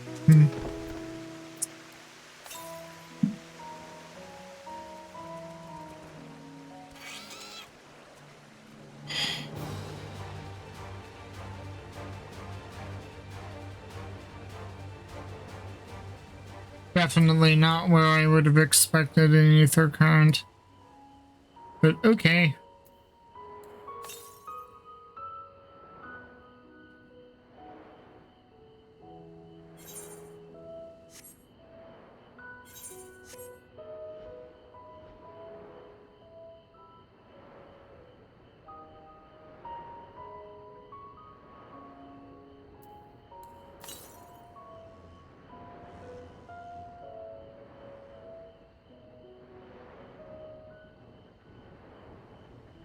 Okay, that's down there somewhere.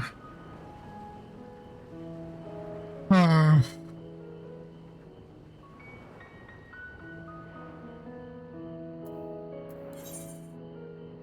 think I could have actually had that. That makes sense that there would be 4 and then 1, 2, 3, 4, 5, 6.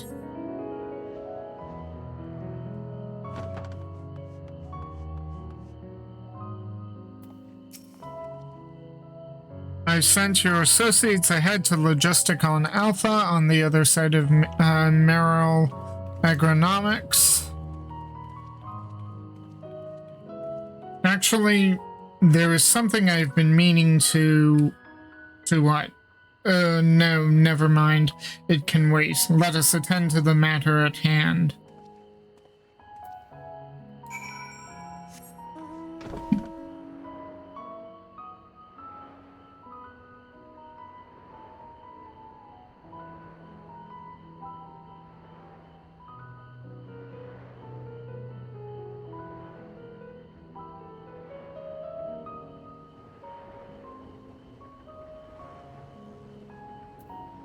To think I actually could have gotten this on the way. Huh.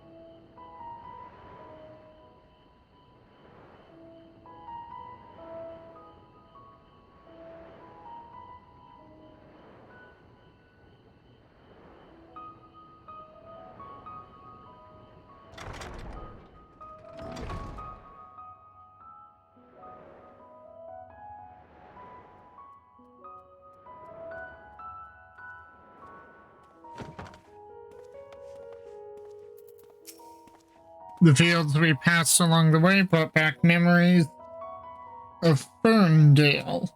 Unfortunately, we were never blessed with such abundant crops. We We must be close to the central circuit, which is where Charlene's greatest secrets are held. If the tomes I perused told the whole story. On our journey here, I was filled with an inexplicable sense of elation to see the vegetables, other than carrots being cultivated.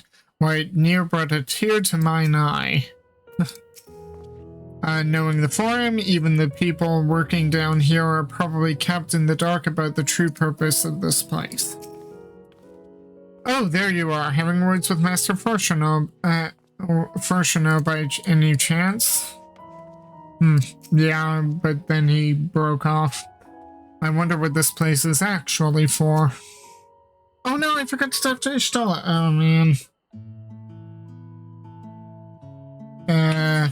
We were to wait here for our father, while our father arranges for us to use the next lift.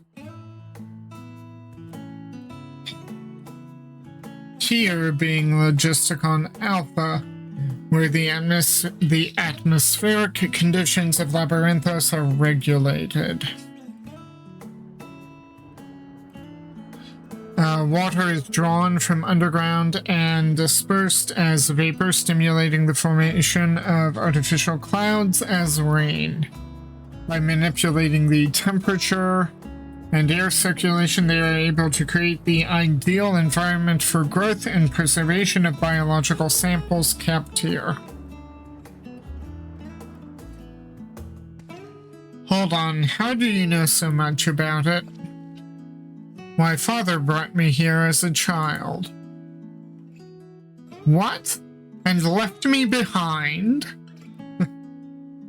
Actually, you're the one who left me behind when you went off somewhere with grandfather. The night before, I'd been asking Father how clouds are made, so he decided to show me. It was fascinating. I peppered him with questions the entire time. It is all too easy to take for granted the many interweaving aspects of the natural world to grow inured to the wondrous. By having gained an understanding of the complex mechanisms employed by the Loporits in recreating a similar environment, I have come to view such processes in a new light. The subterranean gardens of Labyrinthos, the lunar prison forged to contain the ancient zodiac, the habitations built for all mankind neath the moon's surface, each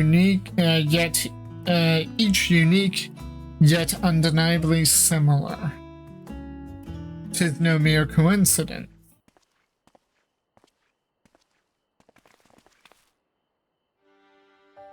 Ever since Heidelin unfolded to us the grim fate that awaits the theorists, every essential resource we could spare has been delivered to Labyrinthos in preparation for the Great Exodus.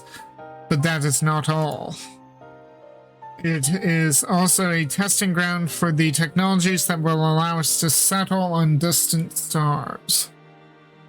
Though the Loporits have endeavored to make the moon inhabitable, that is not our final destination. Mankind must learn to propagate life where there is none, to thrive where all is barren. Alas, time is not on our side. I have arranged for you all to enter the central circuit. It is there that most of our preparations for the Great Exodus are carried out, the construction of the Ark among them. Though our plans have been made public, access remains highly restricted. You, however, will not be subject to said restrictions and will have free rein to come and go as you please. Such was the will of the Forum, after all. Kind of them. We will prove ourselves worthy of their trust. Your trust.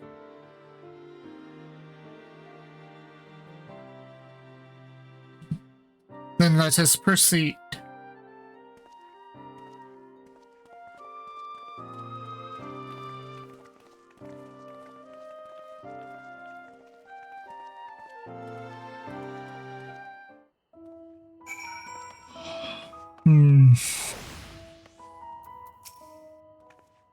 By decree of the Forum, the Science of the Seventh Dawn are permitted to enter the Central Circuit.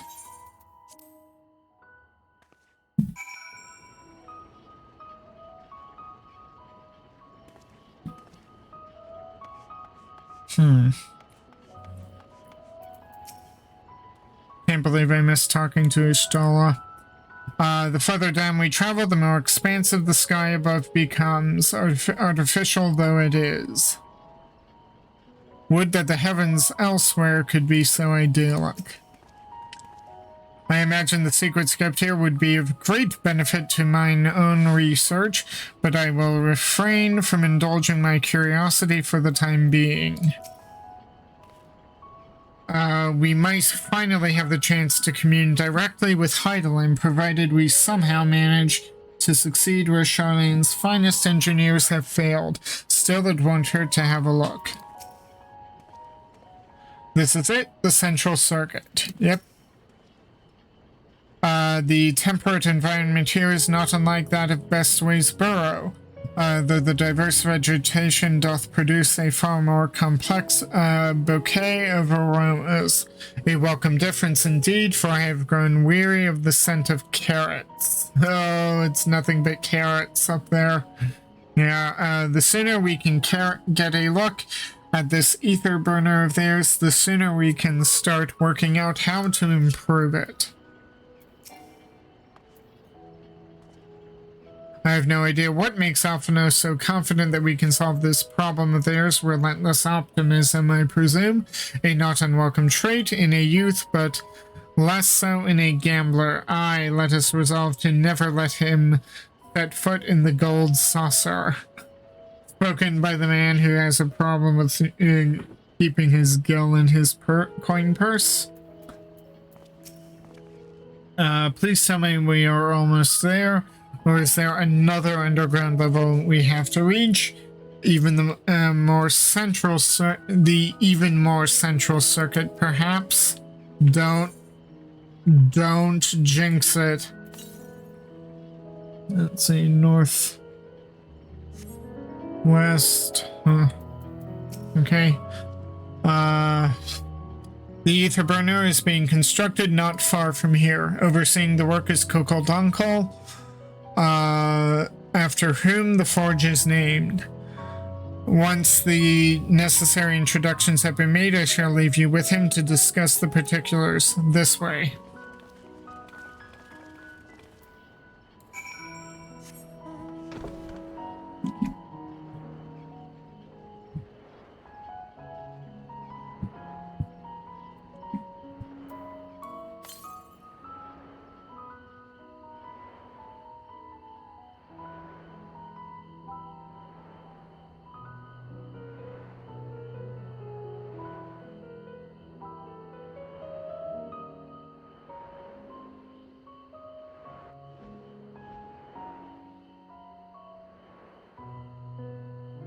Yeah, I like my glowy armor. I'm glad I did Eureka. Is that an Ethernet? Or net point? An Etherite, yeah. It says... Now it says south? Now it says southeast. Oh boy.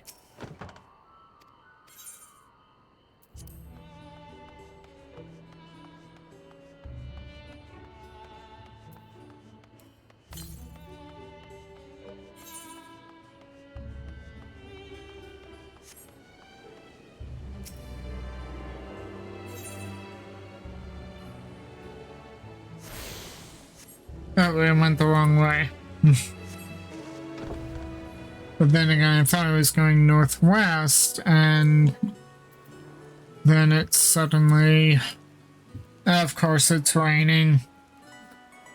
Why must it rain? I don't want rain. I want sunny and dry.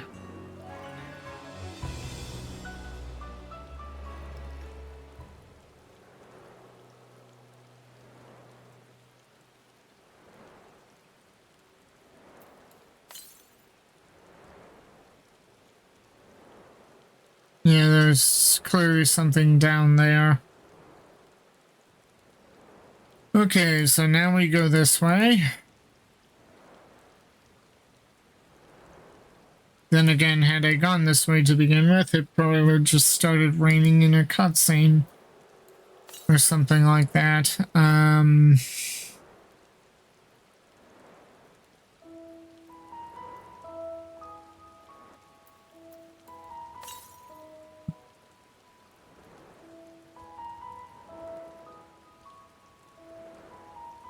See, it says north. And then it says, okay. Okay, let's see if I can find it. And now it says northwest, which is down there somewhere. Not going over there. Just have to deal with it as it comes.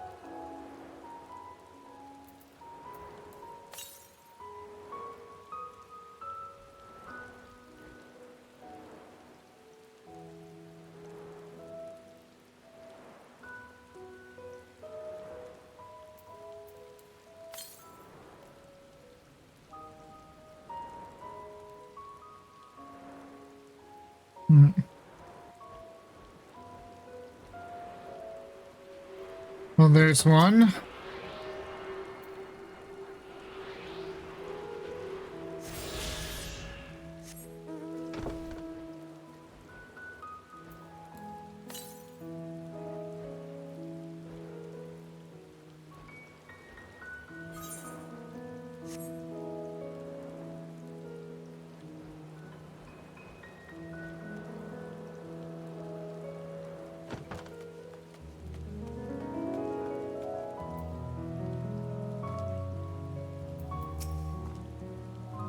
He doesn't even realize we're here, or perhaps he has realized but just doesn't care. While many of the facilities within the central circuit seem to be visible from the upper levels, the more secretive work must be carried out behind closed doors. I was expecting the Skysteel manufactory, but instead I find a village smithy. Surely the Forum hath already petitioned the aid of the Loperids, given their familiarity with such technologies. Probably. For a closely guarded secret, you can see practically everything from outside, even with the magical barriers surrounding it. Yeah, not very secretive, if you ask me.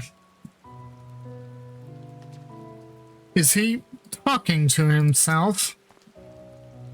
Perhaps you'd like to break the ice? He looks lost in thought, although it seems he's hit something of a stumbling block. This is the man we seek. Do try not to startle him. Okay, let's get going. Hey, Lethal Colonel, how's it going? I could swap them out. No, been there, done that. Damn near lost my eyebrows. Think, Coco, think! We'd be well on our way to paradise. Visionaries patting themselves on the backs for their grand accomplishments if you'd only think! Yes, that does sound rather lovely. Yeah! I mean, Master Force, you know, what a pleasant surprise. We're not blasting off already, are we? The schedule remains unchanged, for better or worse.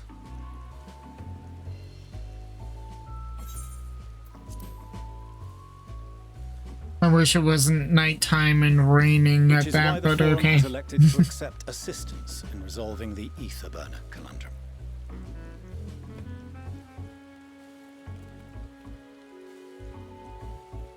Huh. Not seen you lot down here before. There are Archons among their number, but engineering is not their expertise. Nevertheless, the Forum concedes the slim possibility that they may have insights to offer. If not, you are at liberty to return them to the surface, by whatever means you see fit. I assure you that won't be necessary. Now, about your troubles with the ether burner.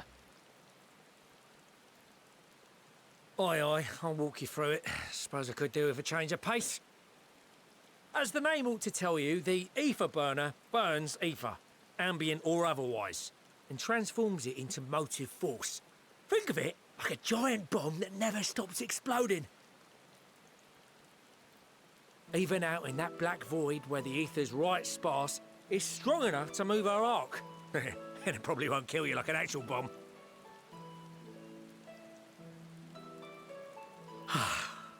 But it ain't perfect.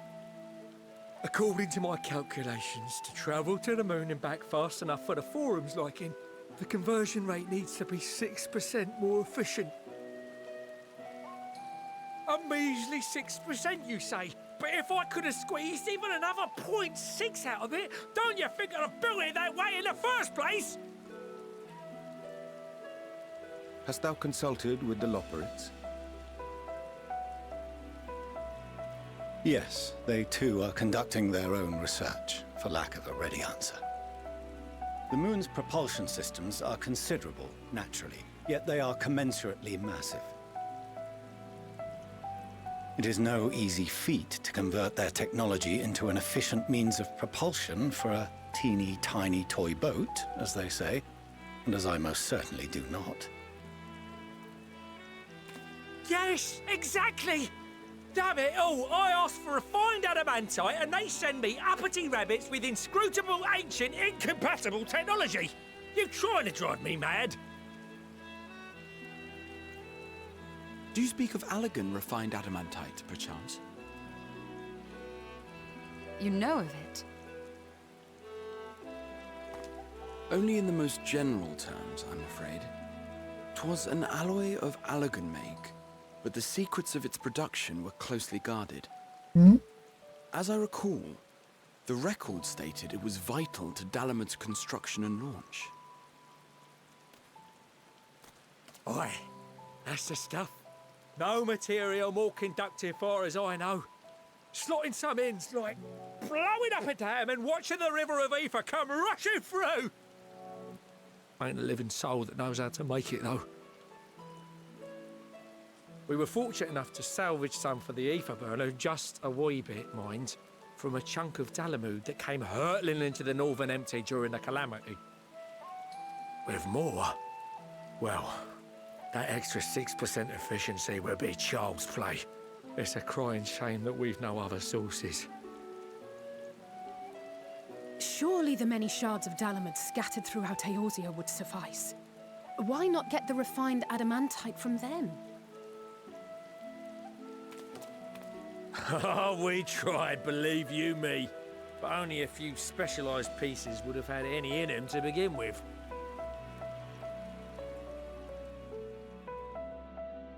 Drive calls from Ragnarok-class internment hulks. Those are the prize bits we really need. According to the Gleaners, getting to them means delving deep into the shards. And the defences are still very operational and very eager to blow them up.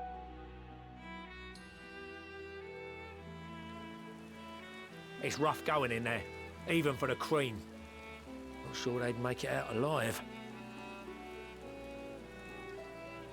Weren't we near that part of the Ragnarok when we went to destroy Bahamut? Yep. So you want me to go and fetch the Watsits, the White Raven's ghost? It haunts me. This sounds like a job for someone else.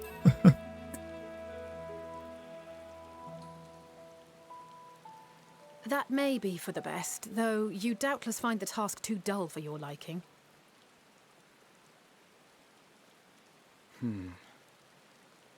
There are multiple internment hulks in Eorzea alone, so handling this ourselves may not be the most efficient option.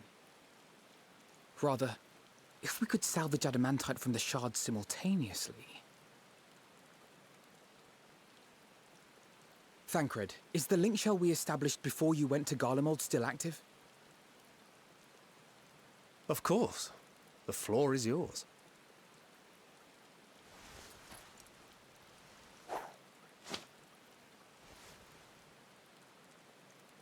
What's all this? Gathering firewood, so to speak. We alone can accomplish little, but joined by others, we may yet build a bonfire to carry us heavensward. This is Alphino. The Scions have need of you.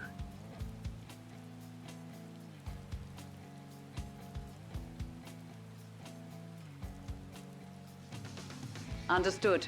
I will contact the Lord Commander and dispatch our finest at once. My sisters are somewhat preoccupied with the final days, so I will lead the 12-Sword expedition myself.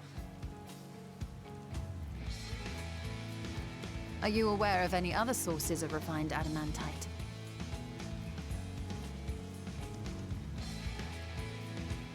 Logically, such an invaluable alloy would have been utilized solely where absolutely necessary, in components intended to conduct or collect surpassing amounts of ether. Any extant instrumentation or devices would have likely found their way into the hands of etherologists, or enthusiasts.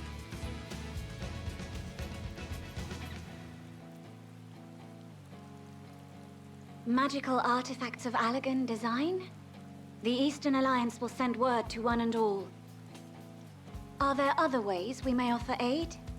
No shards of the Lesser Moon scar our soil, but our stake in this cause is no less for it. Is there anything in Othard that might be of use to you? What did you say? Oh, you got friends in far places, lad. Anyway, if you're offering, I wouldn't say no to one of those Far Eastern sacred relics. Some of them can hold enough ether to summon a whole damn primal. Combine a source like that with the ether burner, and 3, 2, 1, kaboom! I gather you heard his explosive enthusiasm. Might you secure us a suitable relic? It shall be done. I know little of machines, but I promise we will do our utmost to gather the materials you need to finish your starship. I am glad for the work, in truth. Better to busy oneself than wait and fret over disasters foretold. Then why are we all still standing about yapping? There's plunder for the taking, and I'm a born plunderer. I'll be an old Charlian before you know it. Start mixing the grog. I'm certain that can be arranged. Thank you all, and do be careful. Just like that. Aye, just like that. Our refined adamantite is on its way. Now let us consider our next steps, shall we? There's yet much to be done.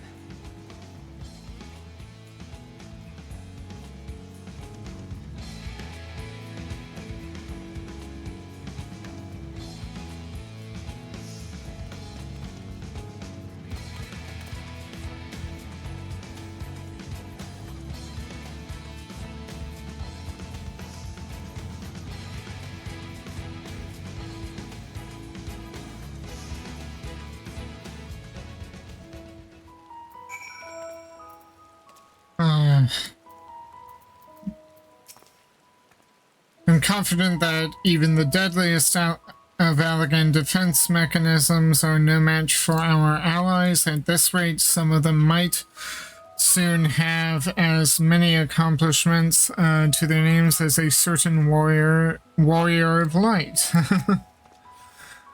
Time and time again, it seems that Allegan something or other are either the cause or the solution to our problems. To think the selfsame materials that once launched to Dalamud will now be used to help ferry mankind to the moon. There is a poetry in that. Considering how much of a fuss he made at the time, I don't see why he takes every opportunity to bring it up. It was just firewood.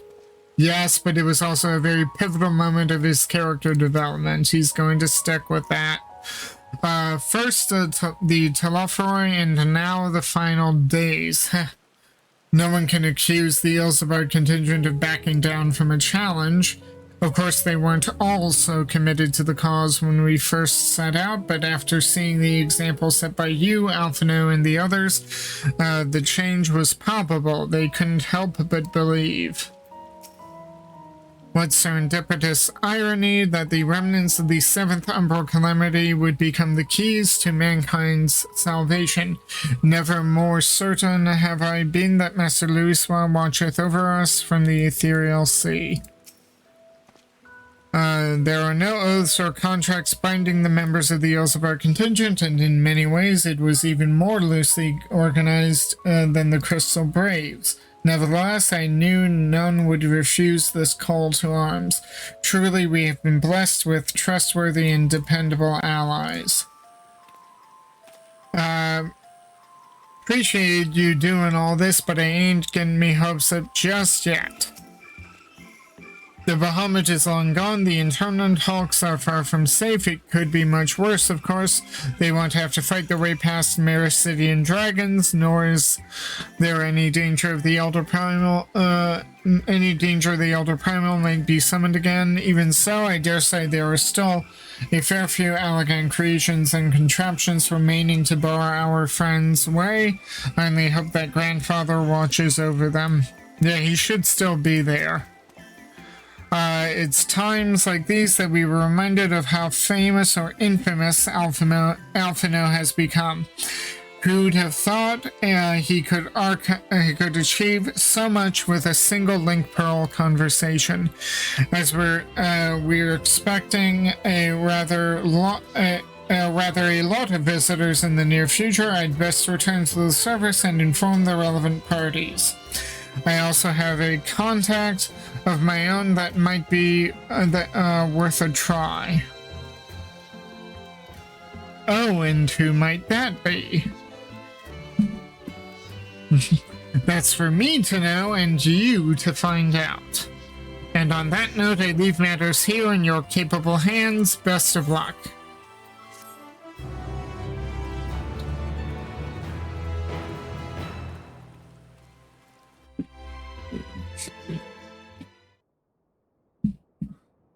Meanwhile, in Ul'dah.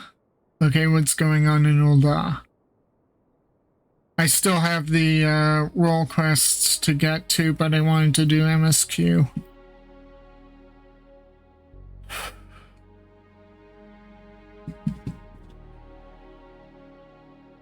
Our course of action is clear. We must harvest refined adamantite from the shards of Dalamud and procure arcane relics of Allegan make. Summon the best and brightest of our immortal flames, and form an expeditionary party at once.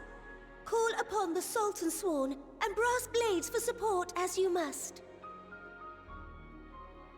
Papashan, send word to the guilds. We will require the expertise of master artisans if we are to have any hope of identifying and recovering these elusive materials. Thiergeist, we have need of your stone torches. They are to assist the immortal flames in scouring the ruins and to help secure the surrounding areas. I trust I can count on your support. As commander of the Stone Torches, my son Zimberk will personally see it done.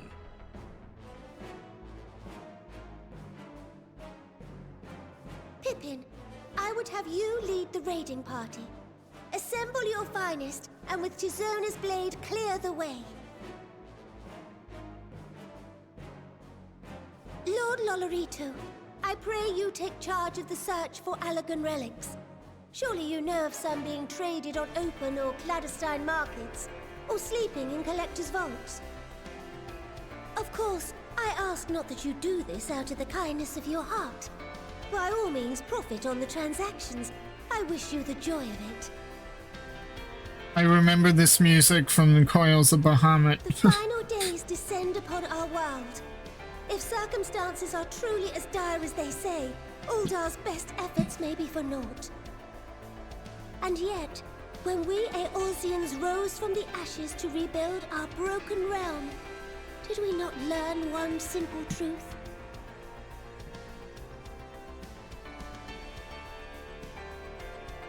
That which seems all but impossible to overcome alone may yet be possible if we stand together. It was the Scions who united us then, and it is the Scions who call upon us now. Uldar will answer that call. We will summon our courage and join the fight for our world's future. You know your duties. I, Nanamo Ulnamo, 17th in the line of Ul, bid you good luck and Godspeed.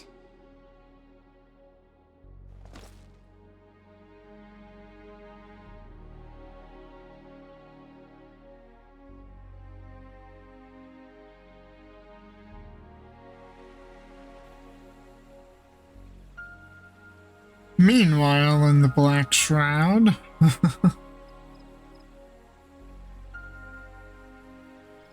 Falgord Float. I've been going there a lot recently for the Exile Crafter quest stuff.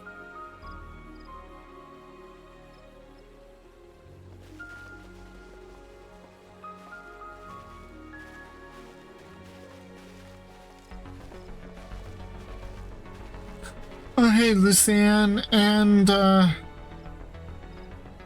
head of the Conjurers Guild, I'm spacing his name. Yeah.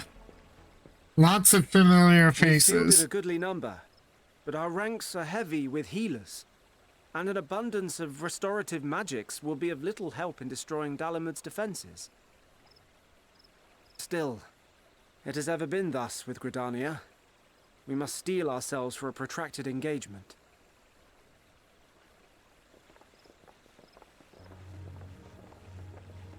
In that case, might I suggest taking us along?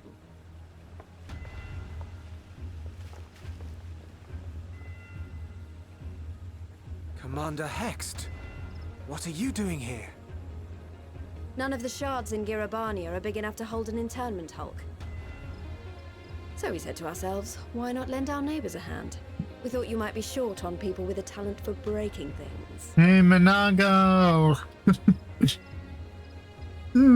While it pains me to admit it, you are right.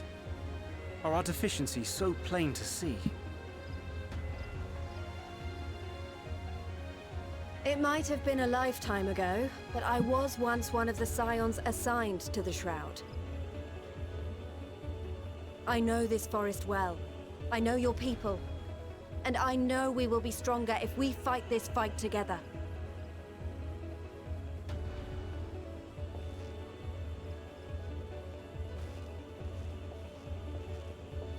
Then I will impose upon you with a clear conscience. Come, let us speak of how to integrate our forces.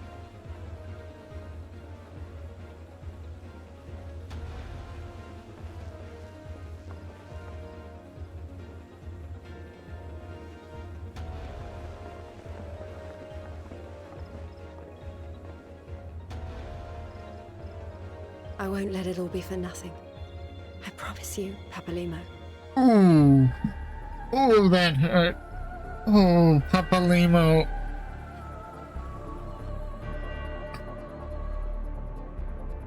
And the callbacks.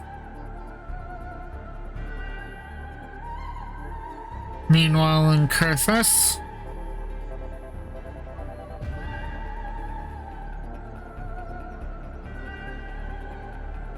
Oh, bright.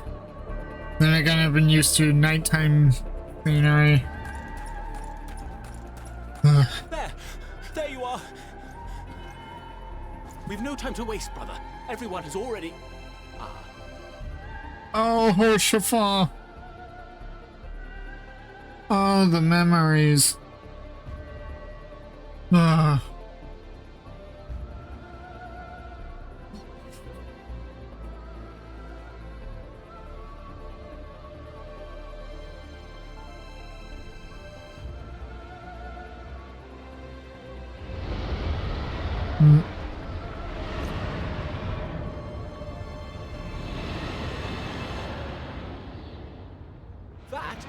That was a roar. A dragon's roar.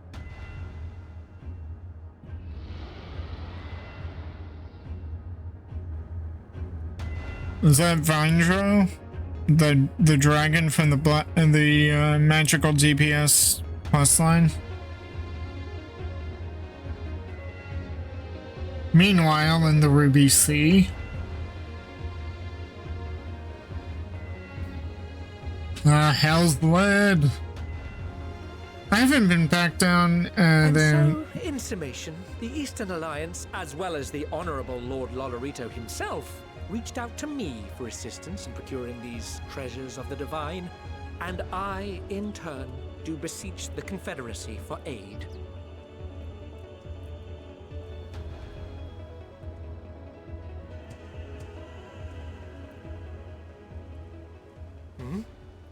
Is that... Hancock? What a surprise this is. And a fortuitous one at that. I have a favor to ask, you see.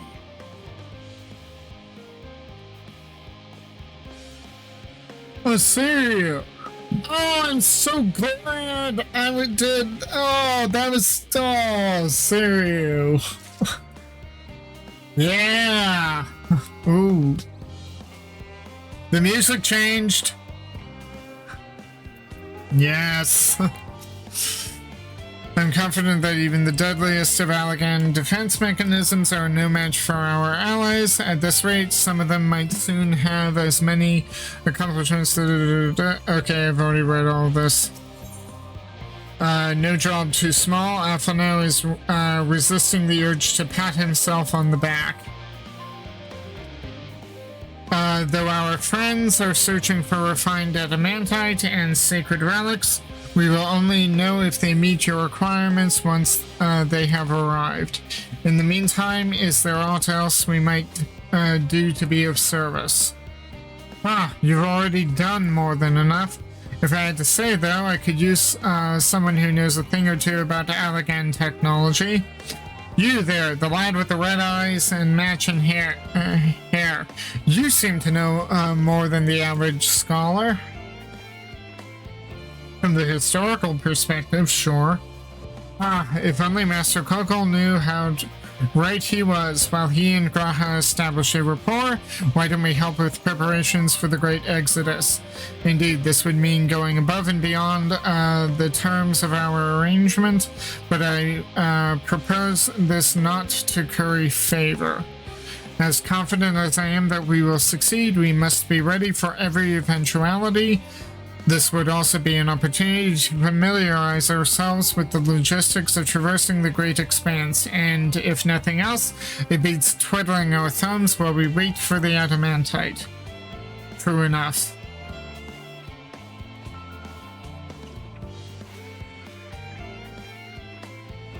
Well, ain't you a bunch of helpful buggers? If you've a mind to lend a hand, I know where you ought to go. Surely and Hamlet is lousy with researchers and scholarly types, busying themselves preparing for the Exodus. That lot need all the help they can get. Off we go then. Well then, off we go. I shall endeavor to provide Master Kokol with whatever information he should require. I'll admit, without refined adamantite, I ain't got a bloody clue how else I could get the ether burner performing any better. If you don't come up with the goods, we're buggered.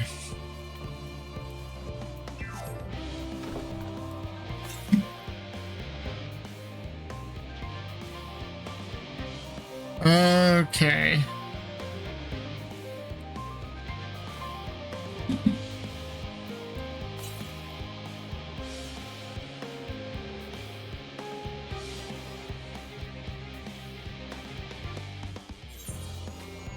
Huh.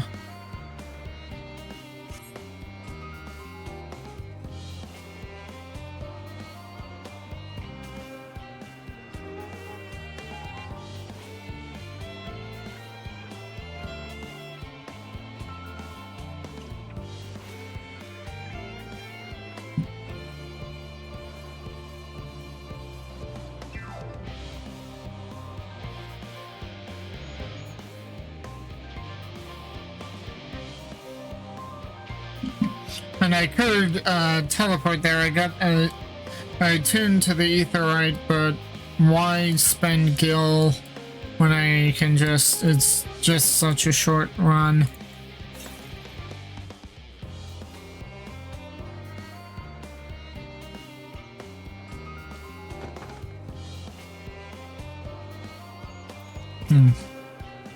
What a quaint little settlement this is. A shame it is hidden underground.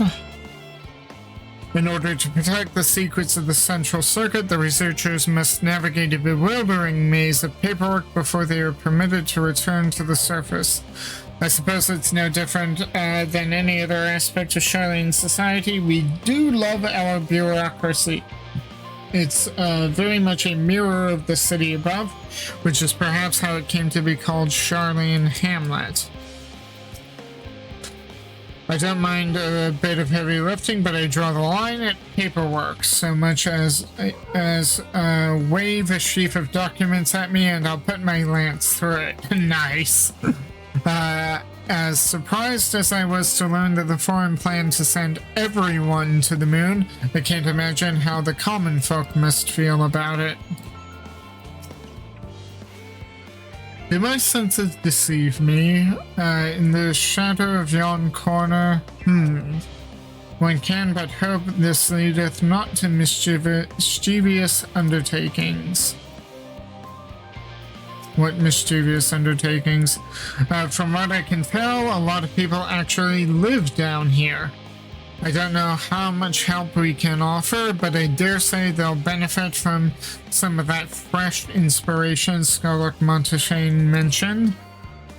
Let's start by asking around, ideally without getting in anyone's way. Let's meet by the Aetheryte once our work is done.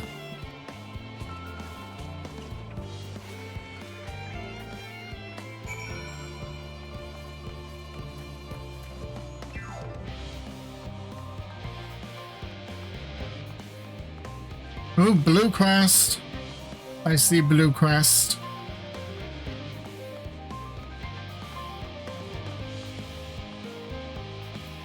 Huh. Okay, let the good times troll. Not more trolls.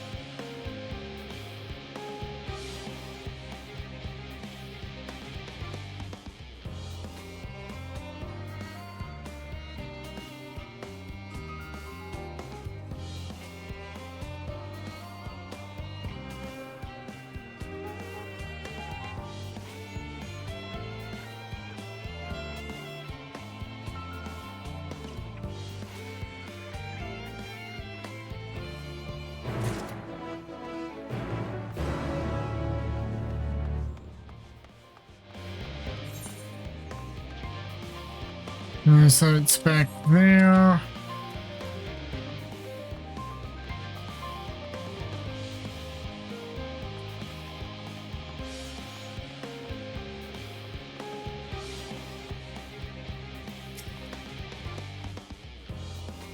Helping with the Ark, even with all the power Master Kelkel's managed to squeeze out the ether burner, it's still not enough apparently. And now I hear the final days has arrived. Horrible creatures running rampant all over. If only we'd begun the exodus sooner. People are dying and there will be no end to it if we don't fulfill our duties. But we will. We've spent years preparing for this moment. Believe in the plan and all will be well. Okay.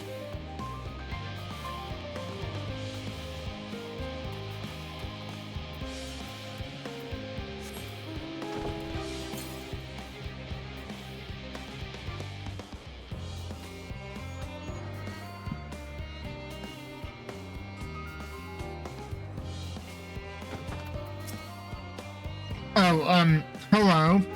Are you one of the new helpers? Yep. Working on the ether burner. Oh dear, I hear things have come to a standstill on that front. Even so, I'd choose that over my current duties, checking and loading samples day in and day out. It's tiring, thankless work. Still, no one will be cross if I misplace a few legumes or what have you. The forum's got enough on their plate as it is. Bad pun with the legumes there. What with deciding who gets to board the Ark and when, a lot of powerful people have opinions about that. My heart goes out to Master Fortuno and the others. Hardly get a moment's rest, I expect. Do they even have time to sleep?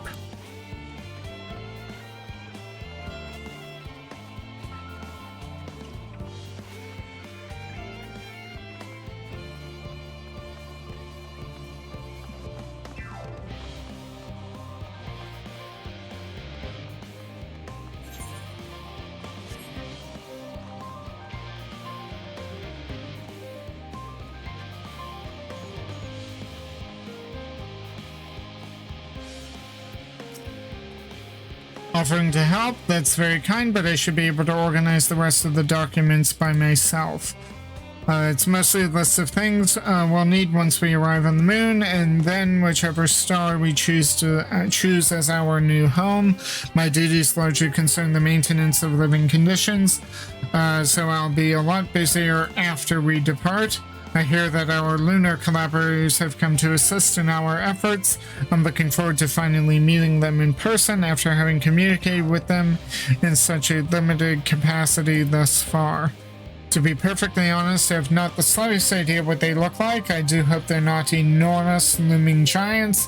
Why, I would much rather prefer something small and fluffy, like that behatted rabbit that ran by. Yeah, that's them.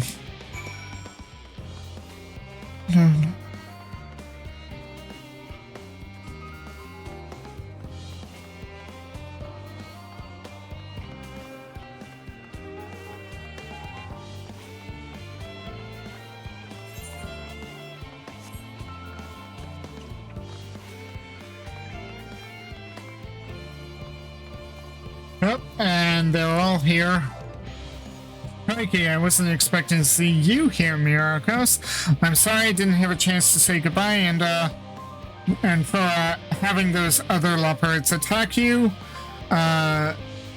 Terrible misunderstanding that. Not to worry though, as all have since recovered from their rather savage beating you administered. They bear you no ill will. Well, perhaps a little on account of the savagery, but time heals all wounds. Most anyway.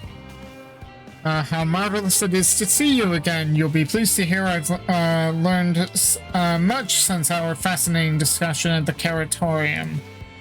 It's all thanks to Ryanje, you see. He's taught me the finer points of cooking, which, despite my name, I knew very little about. So many dishes, so many hard-to-pronounce words. Actually, I was rather hoping he'd show me how to bake an Archon loaf. You don't want to eat an Archon loaf, you'll choke on it. They're quite popular, I hear, though it doesn't sound like it contains any flavor to speak of. Still, if that's the sort of thing your kind enjoys, I shall enjoy. I shall make enough to last the whole journey. No, I don't think I could handle an entire journey on Archon Love. What joy to sample the delights of Aetheris. It would appear the Loperites have infiltrated the Charlene's most heavily guarded facility. How, I know not.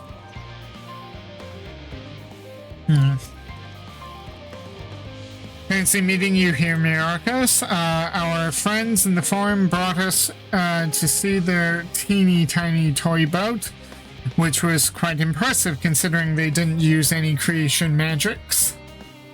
What we're really interested in is Aetheris itself, though we now find ourselves in a sort of funny underground miniaturized version of it.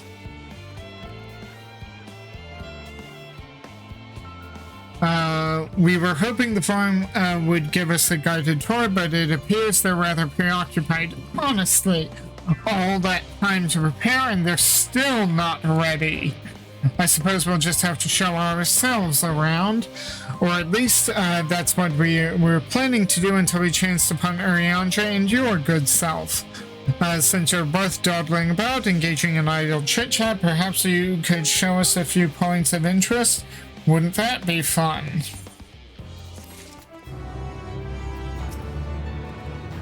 If you're too busy to show us the sights, we'll find other ways to keep ourselves amused, don't you worry.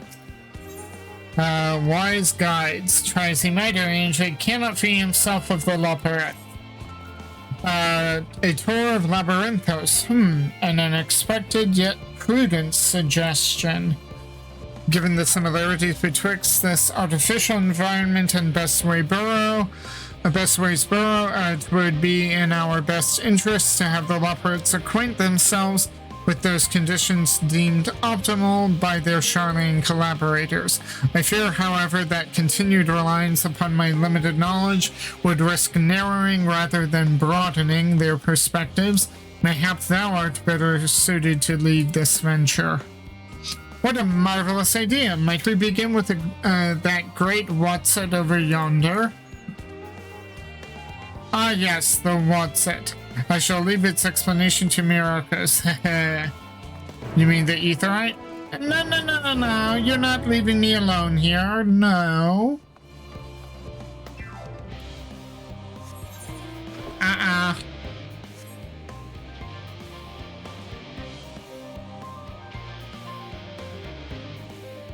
No, I refuse to be left alone with the Loperites. Oh, this is all very intriguing, I'm sure, but where are the food preparation stations? What was your word for it? Kitchens? That reminds me, Puddingway, our newly appointed Chief of Pudding Research, a discipline he himself founded after sampling Urianger's delights, has gone in search of Aetheris' ultimate sweet treat. Well, provided it's a pudding, as that's all he ever talks about these days. Have you seen him? No. No, do you know where Puddingway can be found here? I don't like the thought of Puddingway wandering alone. And Singingway is getting very annoying. Considering Singingway and Growingway's specialties, I expect them to pay full attention to your explanations, which I'm sure will be most informative. My word, what magnificent architecture! Such immaculate curvature. I'll have to make several adjustments to my work if I'm to match this degree of craftsmanship. I shall leave no corner unrounded. The leopard's technical expertise doth far outstrip our own. We would be wise to allow them to form their own conclusions as to the function of the various apparatus, rather than offer uninformed suppositions of our own, unless that is, unbeknownst to me, thou art possessed of surpassing knowledge concerning the construction and operation of advanced Charlene what's-its. Goodness me, to build something so large without creation magics is positively stupendous. Perhaps we could direct our attention to its most important features. Search the apparatus for points of potential interest. You may move the camera as well as zoom in and out, target an area, and inspect with left mouse cursor. Wait, what? What the? What's an ambystoma doing here? You spot an ambystoma, an especially lively one at that. It would appear that the concept you observed in another time, another place, was approved for life in the wider world. Somehow. Okay.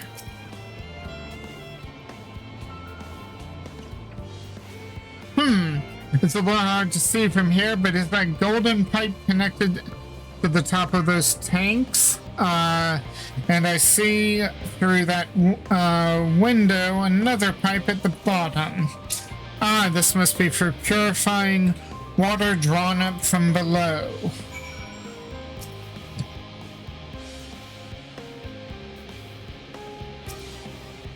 Sorry, could not help.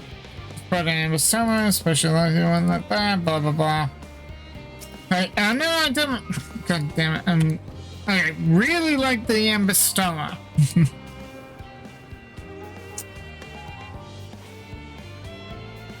Bui? There were buoys.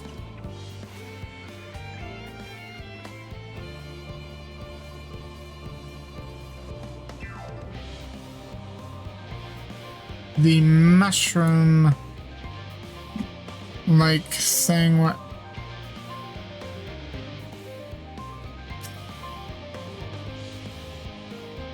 Is that the mushroom like thing? That looks like the trees in Greatest Ensvale. Hold on, that's a bit of strange shape. It's thin at the bottom, but big and round at the top. Quite tall for something unbalanced too. Now it makes sense. That's where they store the water. Okay.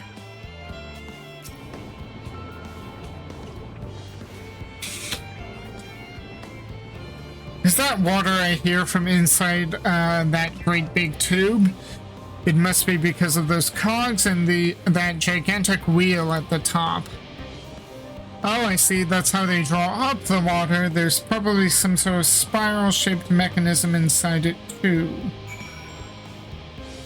Huh.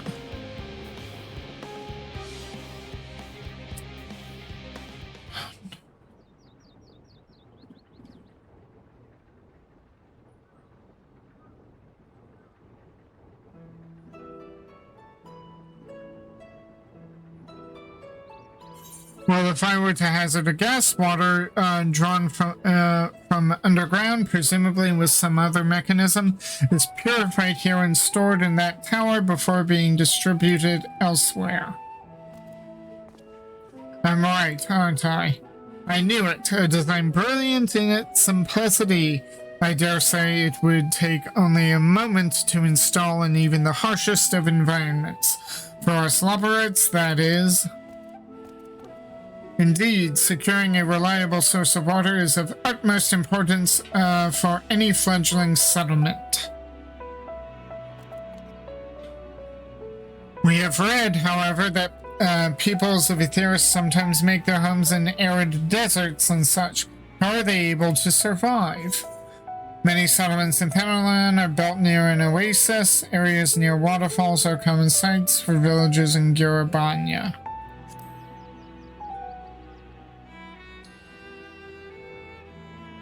So wherever you choose to live, you're never far from water. Oh dear, I worry we won't be able to procure the necessary amount. We can provide enough water to keep them from drying out completely, but it would appear they rely on it far more than we'd anticipated. A few adjustments may be in order once we've calculated the average rate of consumption per individual. It may also be worth learning more about how exactly they obtain their water in the first place. Master Alphino spoke of the machinery responsible for that feat during our journey through Logisticon Alpha, did he not? He did. Mayhap the Loporits will share this appreciation for the engineering marvel. Oh yes, that sounds absolutely splendid. We must journey beyond the sanctuary of Charlene Hamlet, and I shall lead the way. You mean we'll have to brave the untamed wilderness? A valid concern indeed. We could not help but notice the many dangerous-looking creatures with big, nasty teeth lurking beyond the safe confines of the settlement. Were we not escorted here by burly custodians, I dread to think what would have become of us. Regrettably, to many a hungry predator with the aforementioned big, nasty teeth, Loporits may appear to be a potential and rather appetizing source of sustenance. Might I impose upon thee to assist in securing safe passage to Logisticon Alpha? For my part, I shall act as escort to Living Way and Cooking Way. I entrust Singing Way and Growing Way to thy care. Fine. A more valiant protector they could not wish for. Godspeed. The annoying ones are with me.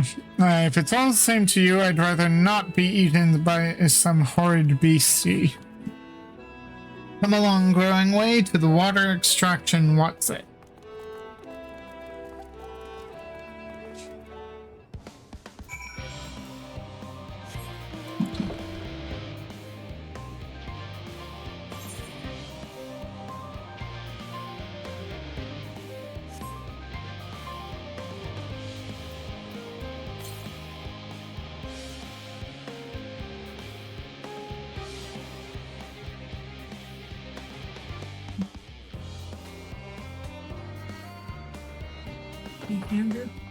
You've got a...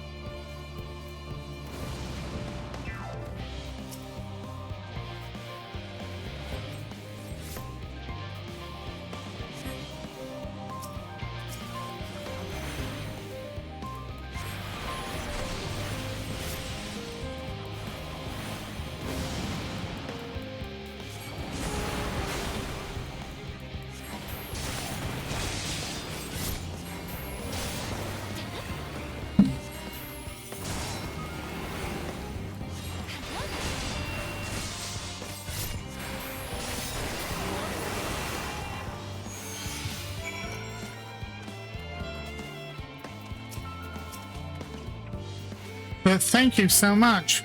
I really hope this water extraction what's-it is worth the harrowing experiences. All part of the fun, some might say, but I'd rather not be burnt to a crisp if it's all the same to you.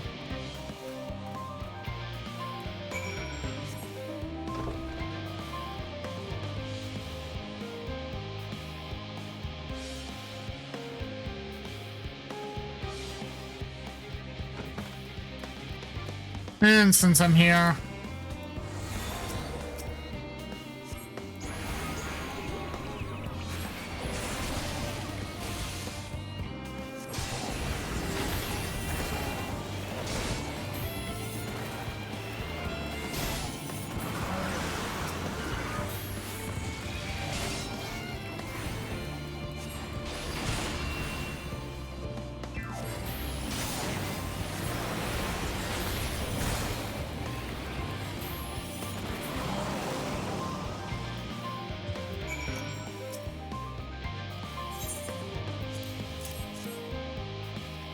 you go.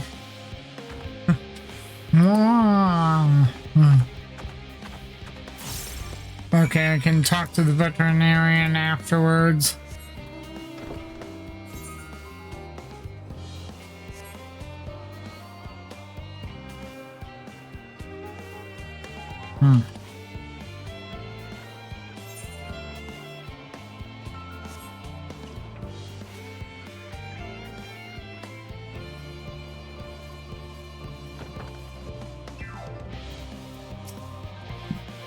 You've done well to feed those two safely here. They can be a bit skittish at the best of times, so I'm pleasantly surprised they didn't run off and get themselves killed. That was all very exciting, but I'd rather not do it again. Wait, how exactly were we planning to head back later? The same way?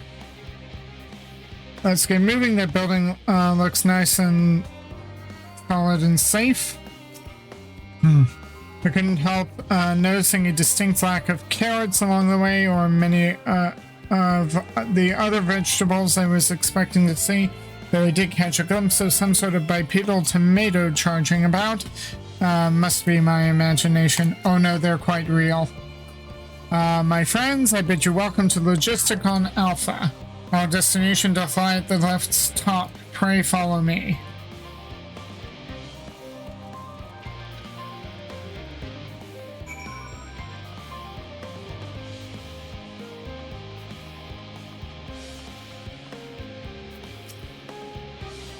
You will need to use this lift should you wish to go to the medial circuit. Let me know if you're ready to head that way. Yep.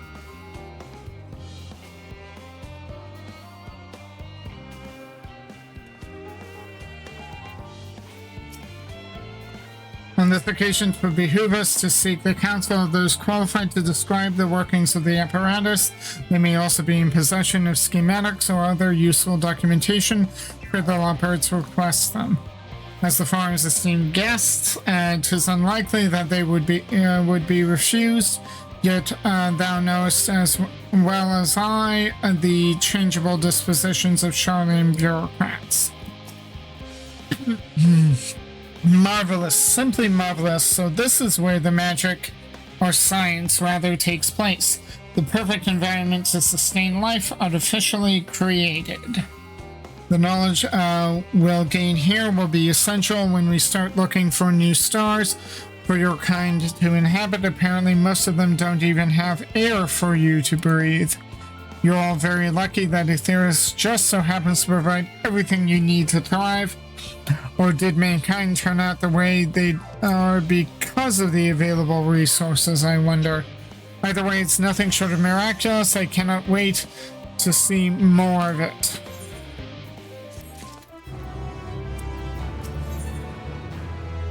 Agriculture shock. Cooking ways eager for a change of venue, or at the very least a change of what's it. This is all very wonderful, I'm sure, but I was rather hoping to learn more about your nourishment provision facilities. In other words, where is the food? I believe both the knowledge and consumables you seek may be found at Mero Agronomics. As I imagine Singingway and the others intend to study every conceivable facet of this apparatus. Would that be so kind as to escort our visiting culinarian? Yes, that sounds much more interesting. Hopefully I'll be able to see firsthand some of the delicacies Urianger was telling me about. Even his incredibly vivid, if a bit too verbose, descriptions cannot compare to sampling them myself, not to mention Aetheris will soon be no more, so I must learn all I can while there is still time. Let us put no further delay.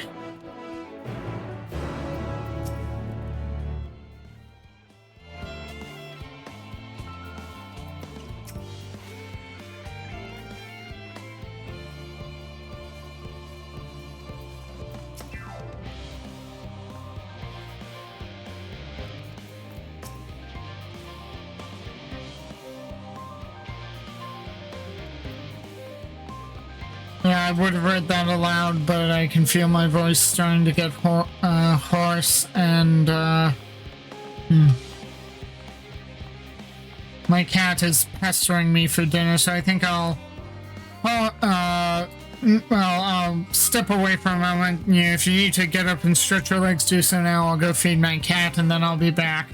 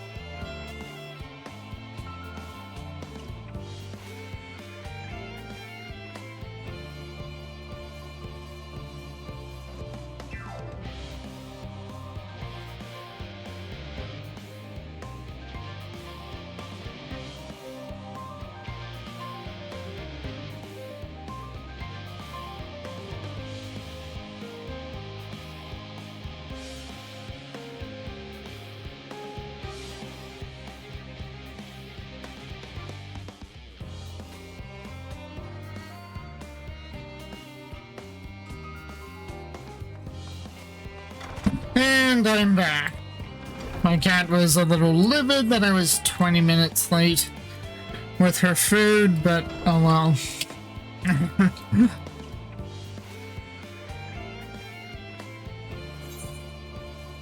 At least I turned to the aetheroid so I can just teleport back.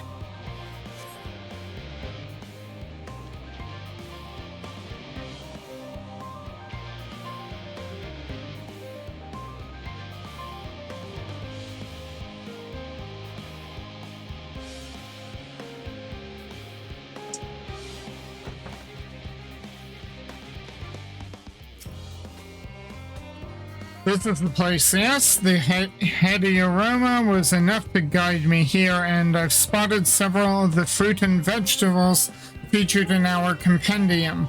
I'd dearly love to try some, but I read that those who help themselves to a farmer's crops without permission are often caught and put into pies.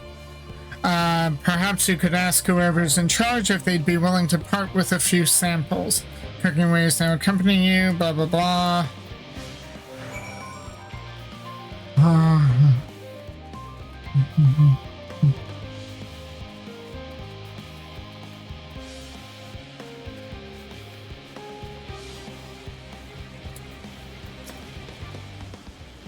What a fine mess this is. Ah, it's you, the one who climbed down the mine shaft.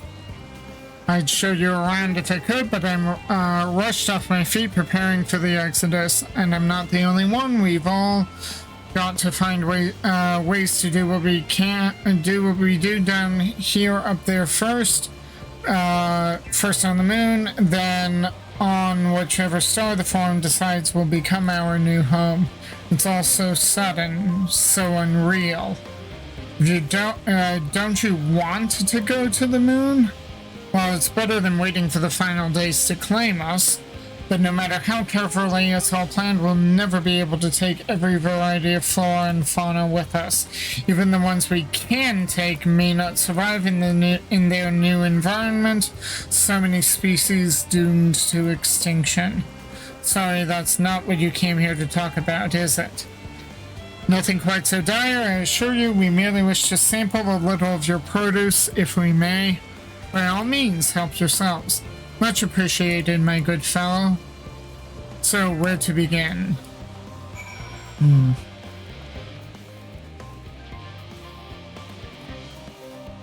The vineyard. Okay, over here.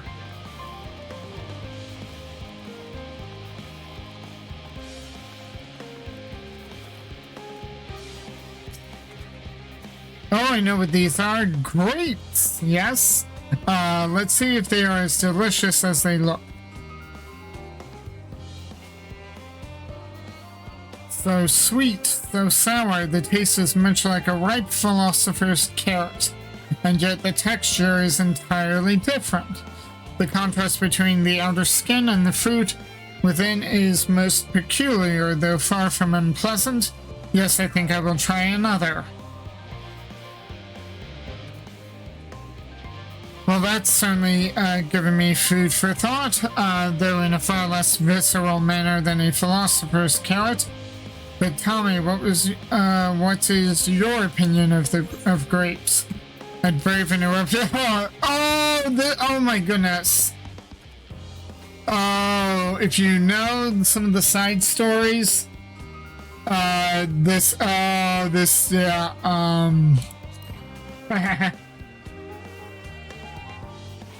yeah. Yes, they are rather Moorish, aren't they? And from what I've read, quite versatile too. Something about people stepping on them to make intoxicating beverages, as I recall. Anyway, that's enough about grapes for the time being. To the next treat. The orange grove is here. Mm-hmm. Orange by name, orange by nature. What came first, the fruit or the color? Who cares? Let's eat.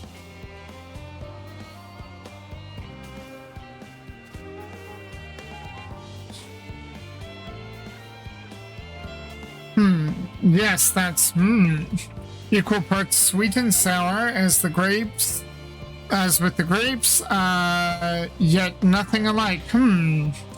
I may have to consult Oriange about expanding my vocabulary. I simply cannot find the words to describe it. Perhaps what I'm looking for is bitter? This is all very complicated, you know. So many flavors, so many choices, and each individual with their own personal preferences. Now I see why you all turned your noses up at the idea of eating nothing but carrots. Marvelous though they still are in my estimation, let no one say I said otherwise. But speaking of carrots, I have yet to sample any of the vegetables. Let's see what's in that field over there.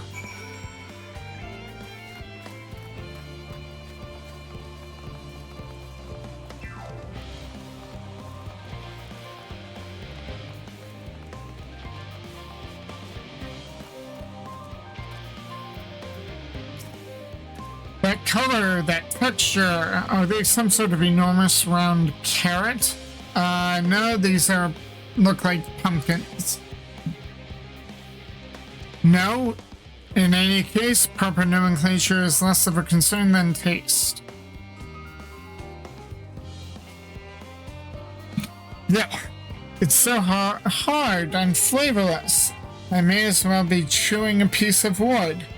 That all but confirms that these are nothing more than misbegotten failures masquerading as goodly carrots. Stop. You can't you see these are pumpkins? And no one with any sense would try eating them raw. You're supposed to cook them first. Do you not find it an awful bother? Far from it. Cooking is a joy unto itself. And what's more, it broadens the range of ingredients that we may safely eat. But above all else, cooking allows us to draw out the full potential of our produce. Pumpkin stew has been one of my favorite dishes for as long as I can remember. Then perhaps even these hard blocks of plant matter can become as delicious as the orange I sampled. I wonder, though, if there is anything even more delicious. How about that yellow fruit over yonder? Oh no, we're dealing with lemons. Not limes are green. What a wondrous fragrance. With luck, it'll have a flavor to match. No, they can be quite sour. As I have no idea how these are eaten, I'll just bite into it. You're going to want to peel it first. My tongue. Is this poison? A lemon? You mean it's supposed to taste like this? How can something so similar to an orange be so revolting? It may be some time before my palate recovers from this ordeal. As such, I had best call an end to this round of sampling. Let us say our farewells and return to the others.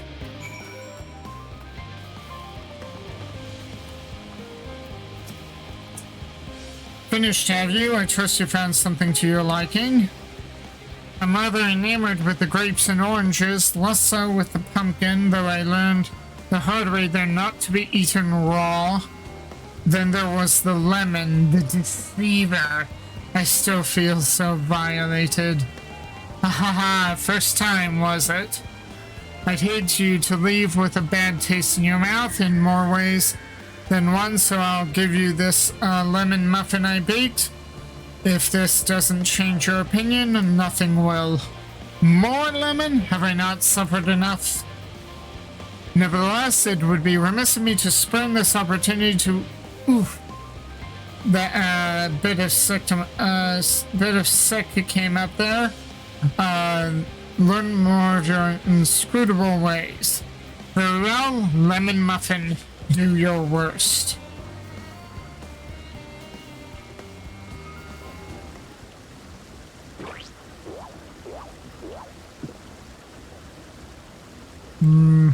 This is delicious! Yay, he likes it. Although I still detect a hint of lemon, it complements the sweetness of the dough to create a perfect harmony. I never would have guessed its vile bitterness could be utilized so elegantly. My good chap, this is simply breathtaking. See, we rarely use lemon in its natural state, but it has a starring role in all sorts of recipes, and the same is true for many other ingredients. It comes down to making the most of the resources at our disposal, and sometimes that can even be the difference between life and death.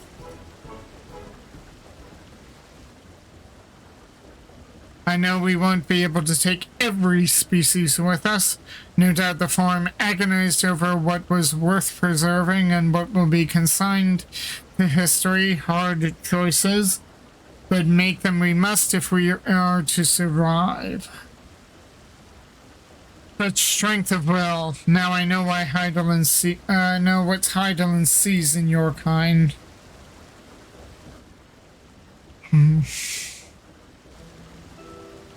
Mankind, the leopards, we are both born from the accumulated knowledge of the ancients.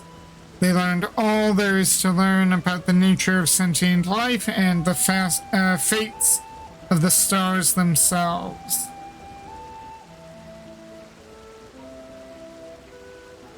Once a civilization has fulfilled the basic requirements for survival, it will inevitably seek to eliminate all forms of negativity to achieve perfection. And therein lies its folly and its downfall. For perfection is an unattainable ideal. 'Tis the paradox of the immaculate carrot.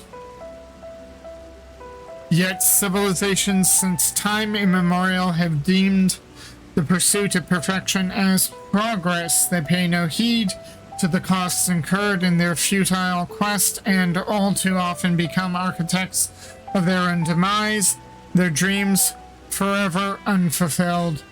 What then is the alternative? The answer lies in knowing that our existence can never be perfect, to be content with what we have and make the most of it. When life gives you lemons, make lemon muffins. Okay. Pardon my Eorzean, but what in the Seven Halls are you on about? And who are you anyway? Cooking way, at your service. I'm here to prepare for the trip to the moon. And once you get there, you'll be able to try my carrots. I've been growing all different kinds. But don't worry, there will be room for your crops too. We'll work together to preserve as many of Aetheris' species as possible, if you're up to the challenge. Yes, of course. I look forward to it. Well, this has all been highly productive, probably. Let's go and see if Urianger and the others have run out of machinery to inspect, shall we?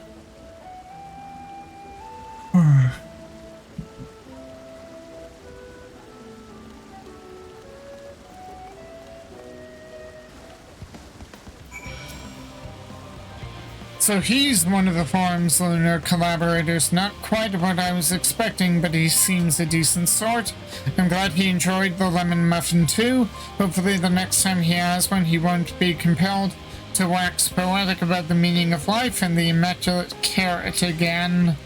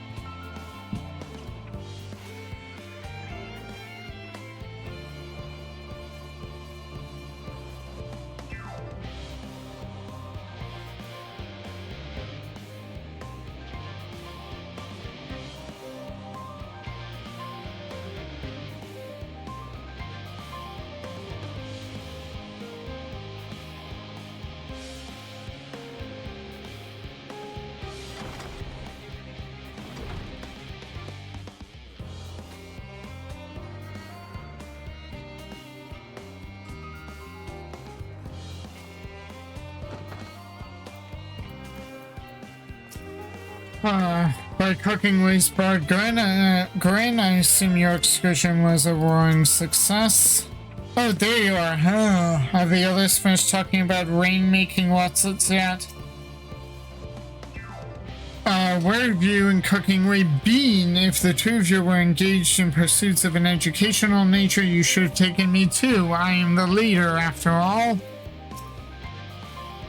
Not to rub it in, but we had the most fantastic time while you were away. Urianger was able to obtain all manner of meteorological data for us to pore over. I'll be sure to put my newfound knowledge to good use once we return to the moon. It's my duty to make your journey as comfortable as possible, though there's no telling how long it will be. 100 years, 1,000? Probably closer to 5,000, give or take. 5,000 years eating carrots. I don't think I could handle that. That was most enlightening, especially the part with the lemon muffin. Actually, I was wondering, do you know of any other places famed for their cuisine? Limsa Lamensa is home to the Culinarians Guild and many less savory establishments. The Far East has oodles of noodles.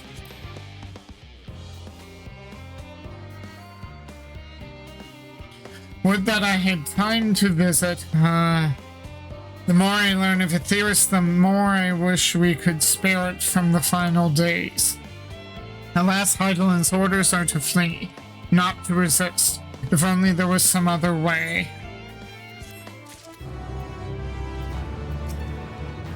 Muffins. I wonder if this is how Puddingway felt the first time Urianger made pudding. Though I'm not sure that actually was pudding.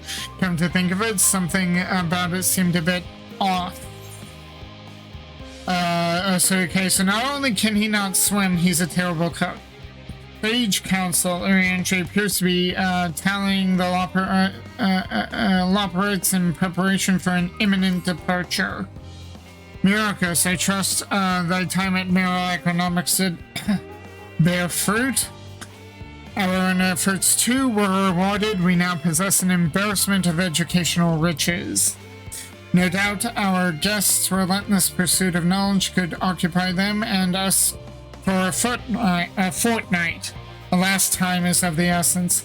Let us return to the Sharian hamlet forthwith. I shall gladly attend to each and every loperate there, should further questions within my power to answer arise.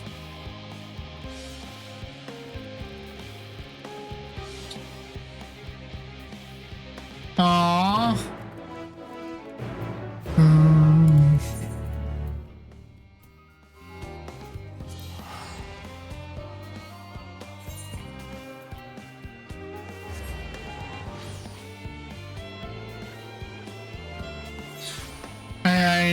Given the space between cutscenes, I have a feeling I've got a cutscene coming.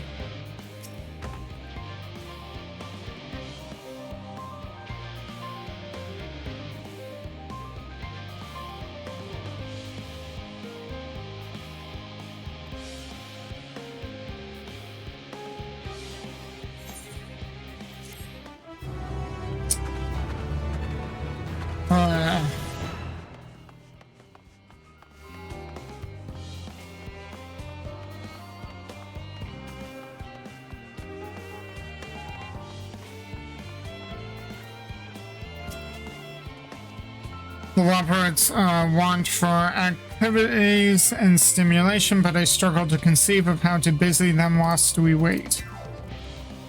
Oh no, there was nowhere in particular I was hoping to go. I simply wish to see, hear, feel, think as much as I possibly can while we're here.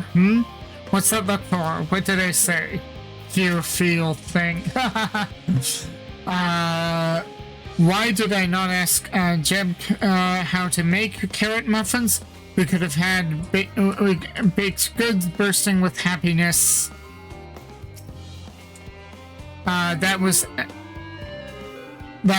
ever so delightful, and with this much information I can fine-tune the moon's environs for your people's comfort. It's surprisingly tricky to estimate the appropriate temperature settings for beings who so lacking in fur. Cutscene!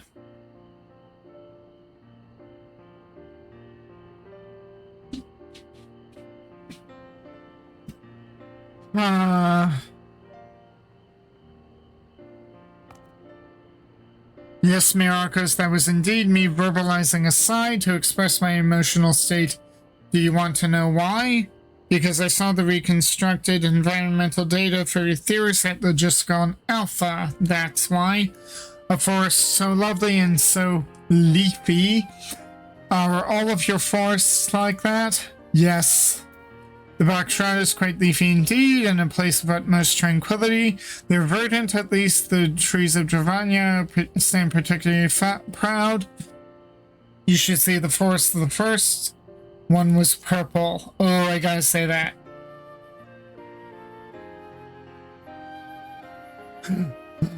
I say, gasp, I say.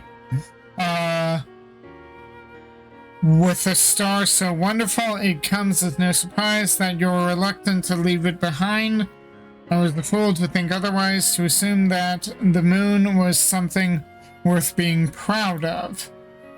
How ridiculous we must seem to you, trying so hard yet achieving so little. Not at all. Thy works are no less worthy for their uniqueness. I thought I heard tiny voices. Bancred.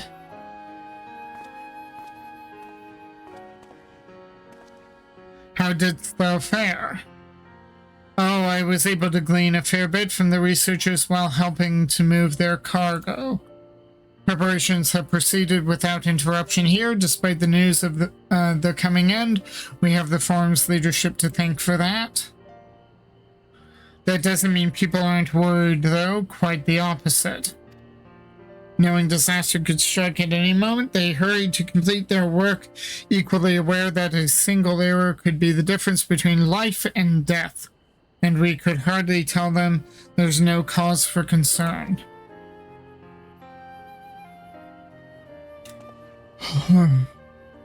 Perhaps not, though aided by our goodly growing way, We may yet find other ways to lighten their burden. Me? Be of use to the people? I'm honored that you would think me so capable, but I'm not sure that I'm up to the challenge. Nevertheless, I believe in thee. If you say so, I suppose it can't hurt to try. I passed someone moping in the Western Plaza that looks to be in need of a helping paw. Perhaps you might start with him.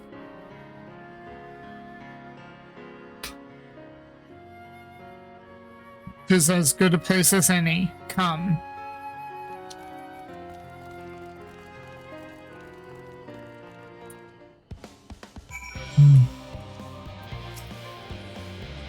You best go with them. I don't think Ariane misjudged him. But Grindway does look like he could use some emotional support. I still have work to complete elsewhere. I trust that I won't return to find any Loppers in tears. No promises.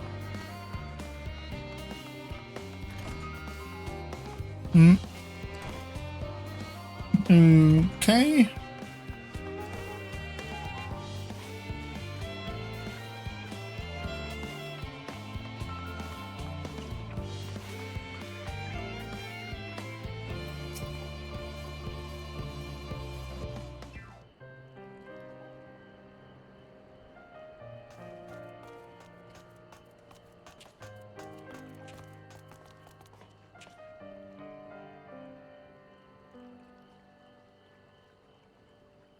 Oh, can I help you?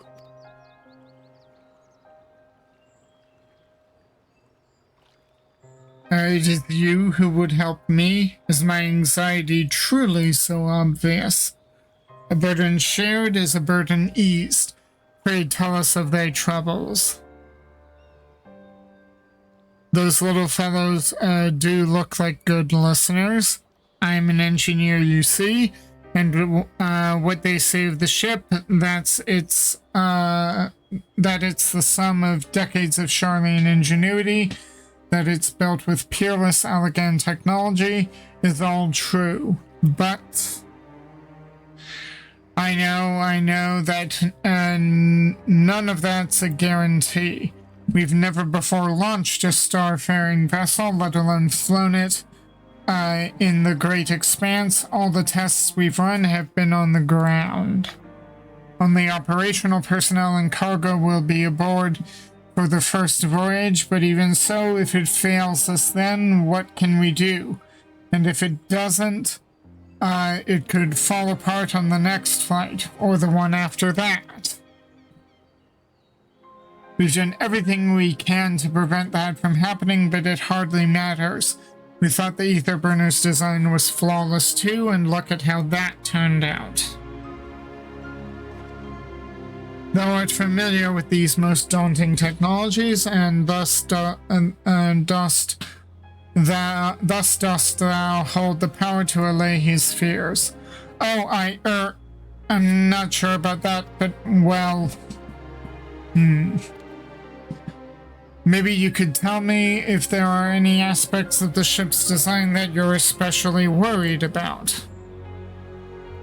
Our ability to walk about and perform our tasks, for one.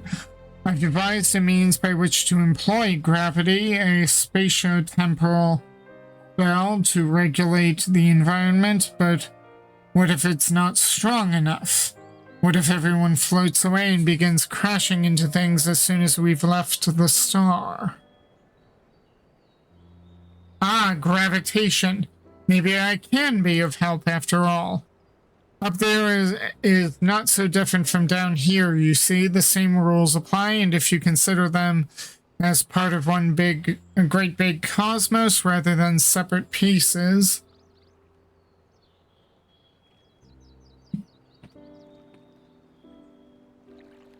I suspect both parties shall find comfort in this conversation.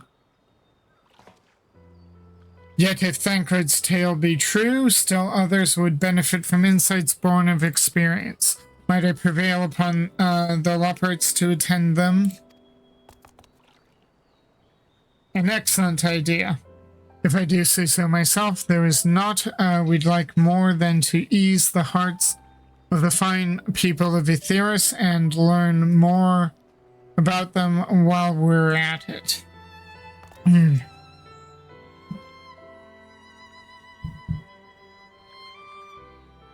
Well, glad am I to hear it. Gather thy companions and bring them hither.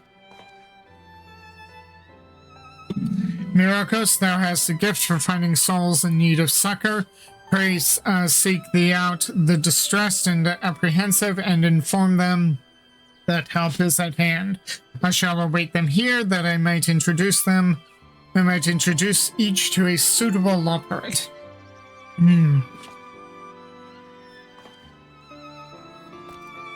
Oh, I do so look forward to that. A place for every loperate and every loperate in their place.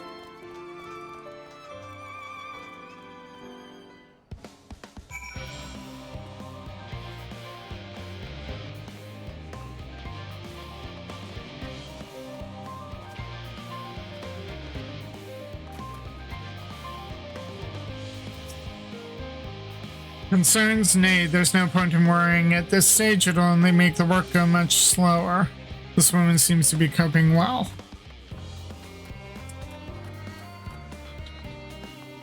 Anxious engineer, this'll get me one.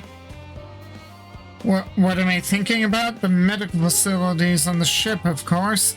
I designed them with the assistance of our sages and chirurgeons, but to imagine every illness or injury that one might face in that great expanse is beyond any of us, to say nothing of the effects that, that living out there indefinitely might have on the body. The proof in the moon? Why did I not think of that?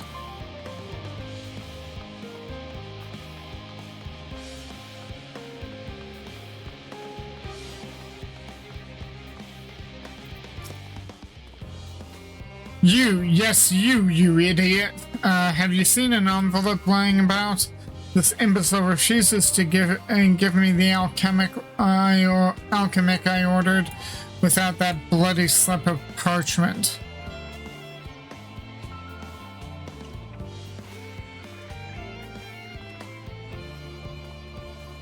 Unless your friends have a spell to make me remember where I dropped my damned envelope, I doubt there'll be more help than you, and you've wasted enough of my time already. It would be unfortunate for all involved to inflict this man upon the Loperith. Not more rain! Not more rain!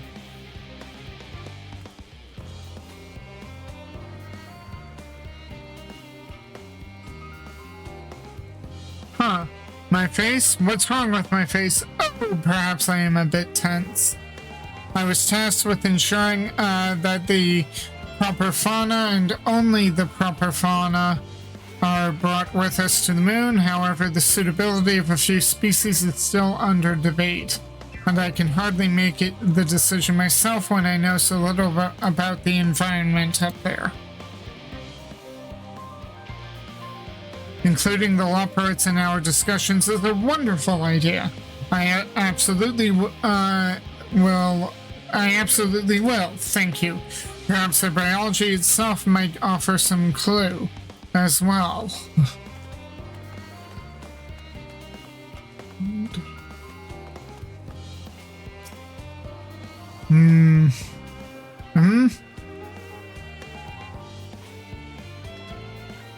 Consult our collaborators. I suppose that would be more efficient than sitting here brooding.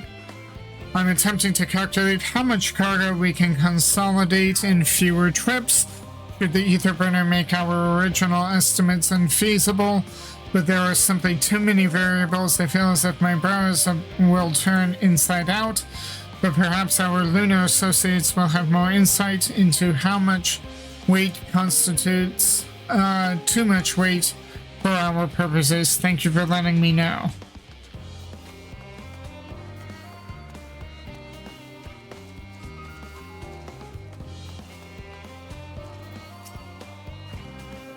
How may I help you?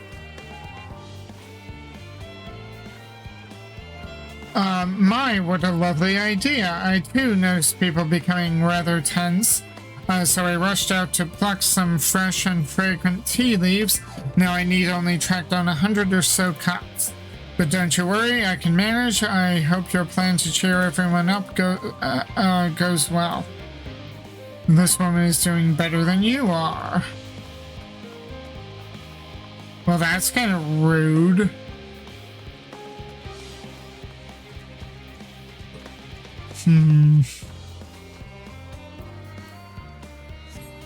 There's nobody else around here.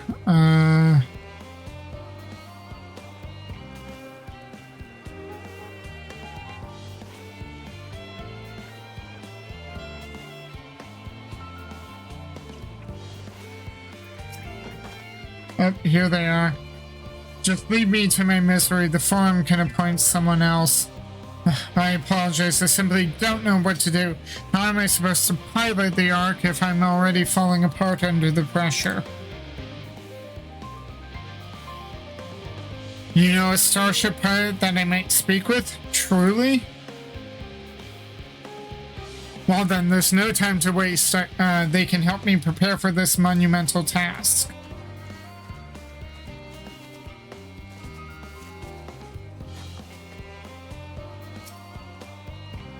Have you heard anything of what's on the moon? I've no doubt we can make it up there, but this searching for a new star part of the plan sounds awfully vague to me. I asked the forum, but they will only tell us that our collaborators, quote, have everything under control, end quote. Forgive me, but I don't feel particularly safe wandering through the sea of stars on gods know what, made by gods know who.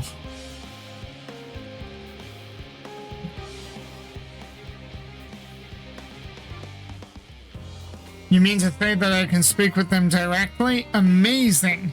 I hope they like questions. I feel like I've run around this place already.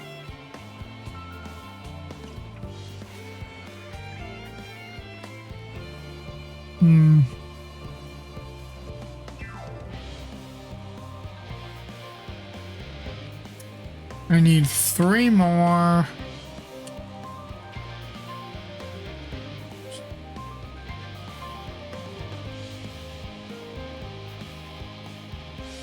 Oh, there's one.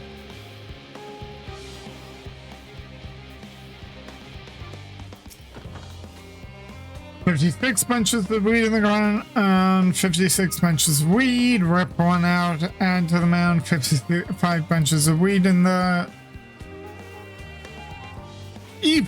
I'm not neglecting my duties, I swear.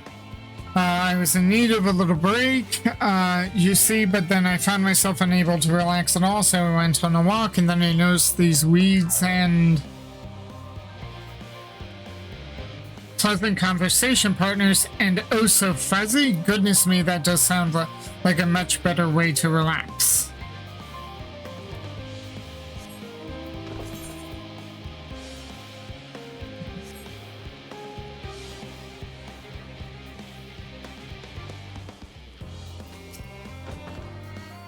By the gods, my chest is tight. Am I dying? Is this what dying feels like?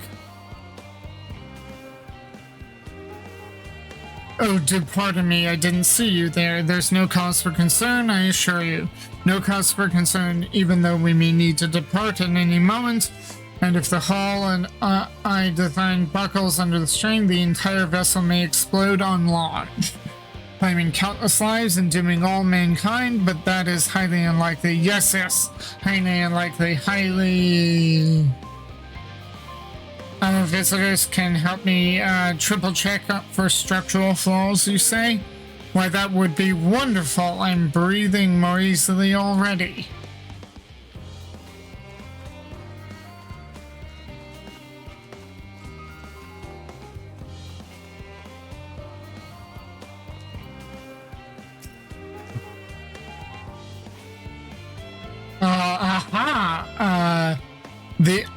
This woman seems familiar. I know it's kind of dark because it's raining, but doesn't she seem familiar from one of the recent live letters? I seem to remember her. The end of the world is nigh, yet the work goes no faster. Schedules are such temperamental things, feasible one moment, utter bollocks the next. And yet I've never felt so alive! You'll dance. This one's beyond... this one is beyond your help. Only sleep can save her now. Oh my god. Oh. I can't stop now. I've got my second wind on my second wind. Okay, seriously, where do I go?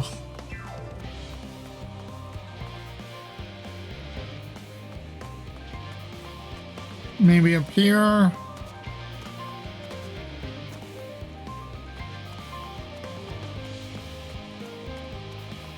Up here.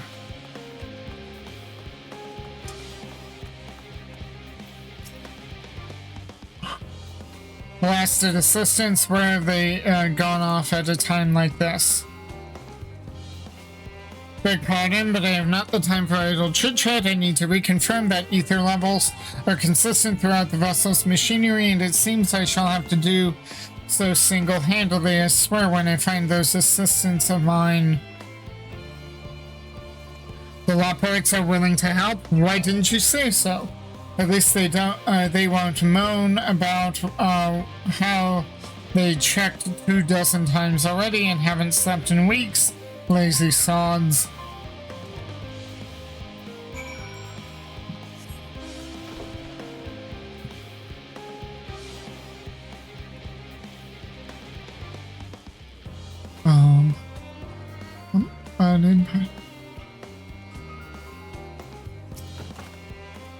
Sorry, I can't. Yeah, I can't help it. It just, it seems familiar from somewhere.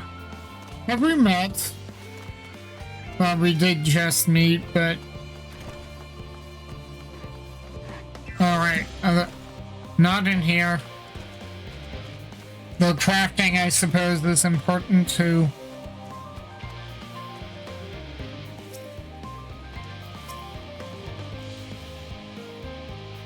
Myrokos, he said he was glad we spoke, and he thanked me.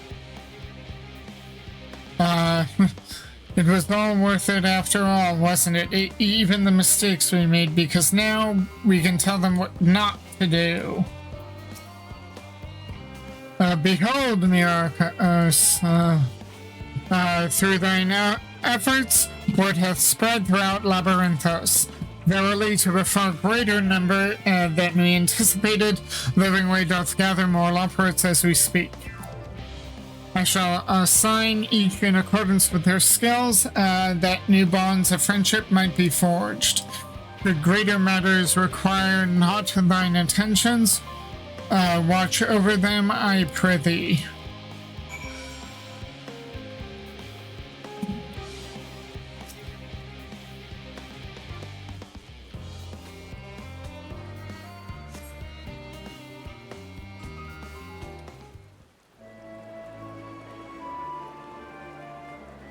Still raining. Oh well. I had hoped it would dry up.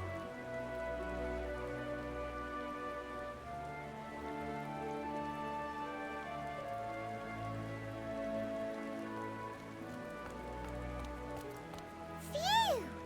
Oh, finally some rest. Why, I haven't spoken so much in, well, in forever.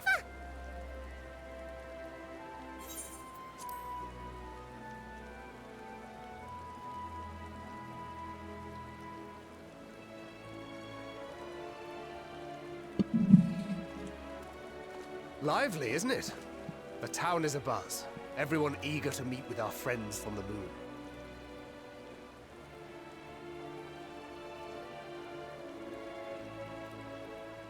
Twould behoove you to consult with Sleeping Way.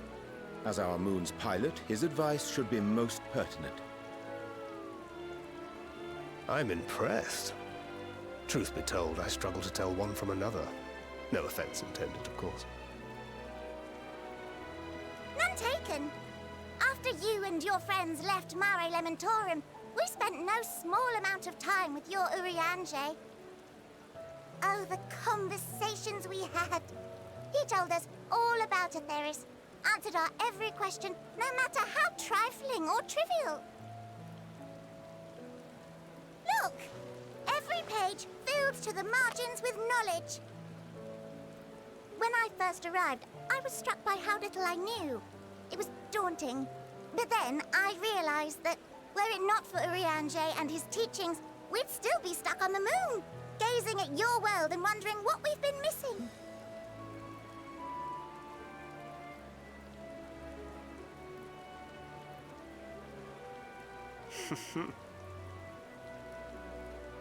What would they think if they could see Urianger now? I dare say they'd be more than a bit surprised. And impressed, no doubt. Master Louisoix, Minfilia, Papalimo, and not to forget...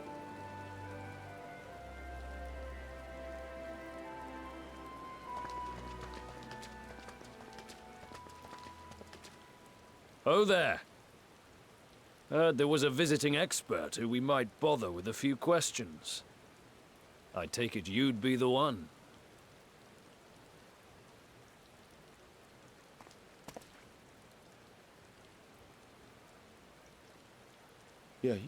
Yes, I am.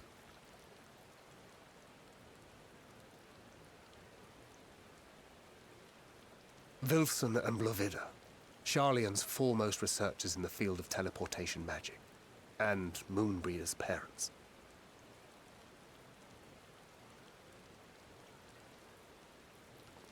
It hath been some time. 'Tis good to see you in good health. Likewise, old friend. Blovida and I were most honored to answer the call. Never expected this reunion, though, did we, dear?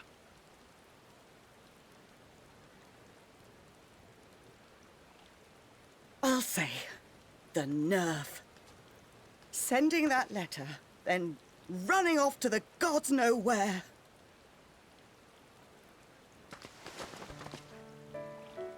Ooh.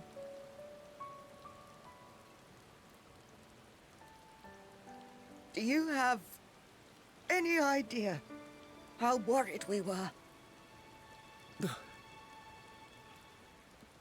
I'm sorry. 'Twas remiss of me not to deliver the news in person. No, more than that. 'Twas I who... Our daughter was disillusioned after Master Louisoix left her behind. The day the Scions called upon her was the happiest I'd seen her in years. She made her every choice of her own free will. No one could have ever forced her to do otherwise. Don't blame yourself for her death. Celebrate her life. You know that's what she'd want. If there is one thing we resent you for, it was that we could not be there to mourn her with you. Reading the words you penned in that shaky hand, we must have cried as much for you as we did for her.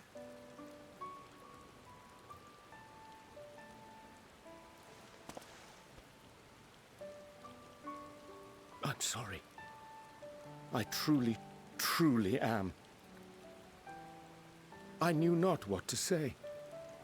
Knew not how to express my feelings. The poems and platitudes of wiser men, musings on sadness and loss, studied and memorized, and meaningless in the moment. Silly boy. We are all powerless before such grief. Even now, try as I might, the words escape me. But in our hearts, we know. We always know.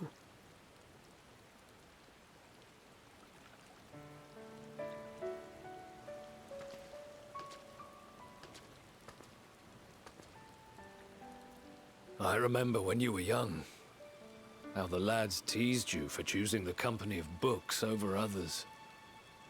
Our moon didn't take kindly to that. Be nice to Urianger, she'd shout, and give them a walloping.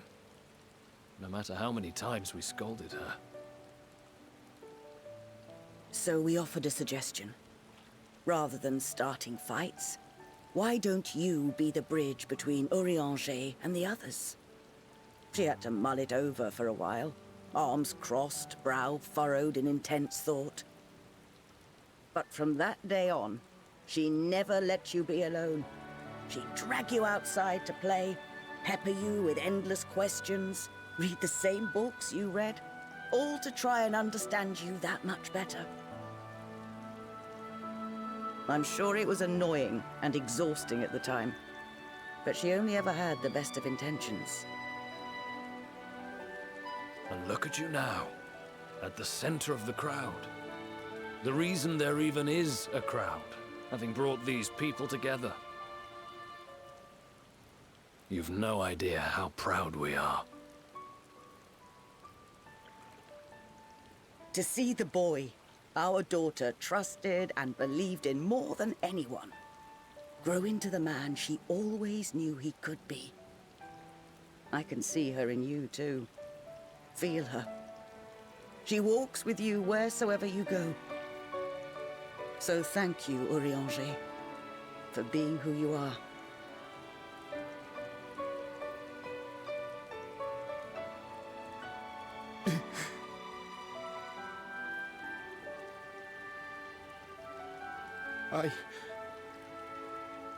I think I can feel her too.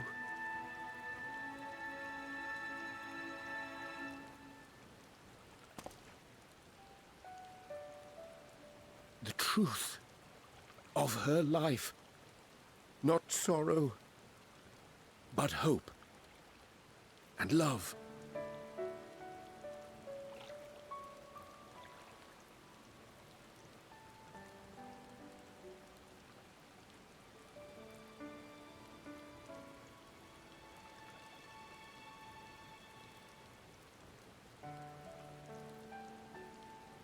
This moon breeder.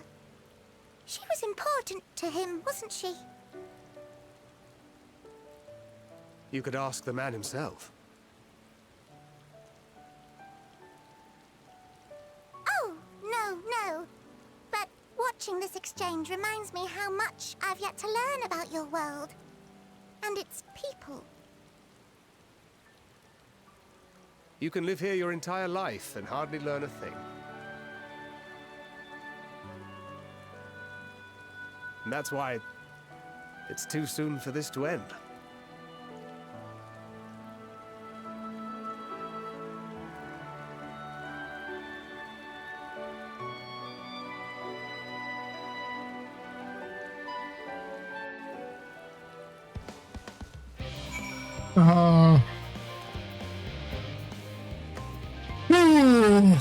That remind me to invite Urianger for a drink when we have a moment to breathe. We're long overdue for one. We can raise a glass to Myrokos. I was so busy asking questions about Aetherius, I never thought to ask more about Urianger. I'd like to, but where would I begin?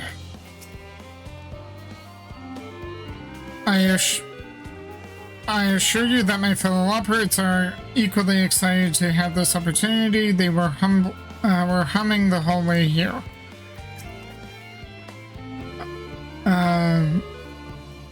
We spent so long gazing at the star, wondering and hoping.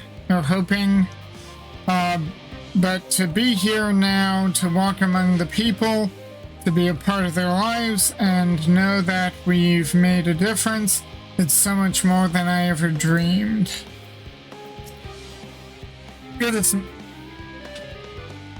Okay, let them do their tuning. Goodness me, I've never felt like there was too little time before. There are so many people to talk to, so many things to learn. Oh, you must be one of the Thorians, correct? Yep. Thank you for caring for my daughter.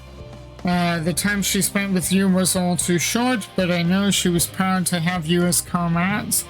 Urianger is too, I'm sure, and I certainly feel better knowing he has good friends to look after him. See that he comes home from time to time, will you?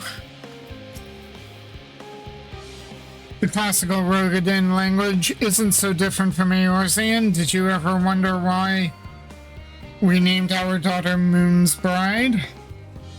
When I first held her, the moon was shining silver and full. The whole world seemed to glow. I knew it had chosen her, that she would be a beacon of that selfsame light. Of course, we'd later hear our fair share of jokes about how we ought to have gone for sun instead, with how bright and stubborn she was, but fiery as my Moonbrida was. She was always kind and gentle. Oh, Myrokos, be assured that I am fine. I am. Here we go. Dust in my eyes or something. Well, glad to see them too after so very long. Gladder still that it was in your company. As difficult as it was to accept their kindness, 'twould have been far harder had I faced them alone. Okay, and with that, it is after 6 p.m. I need to have dinner, so I'm going to call it quits here for the MSQ. The next time we come back, we will be picking up where we left off. If you liked what you saw at any point, please like, share, and subscribe on YouTube. Give me a follow on Twitch. Hit the notification bells. It's a small thing from you, but it helps the channels out. If you were subscribed before and you're watching this, please check to make certain that you were not unsubscribed. I hear YouTube has been playing with its algorithm. So with that, I shall see you anon, friends.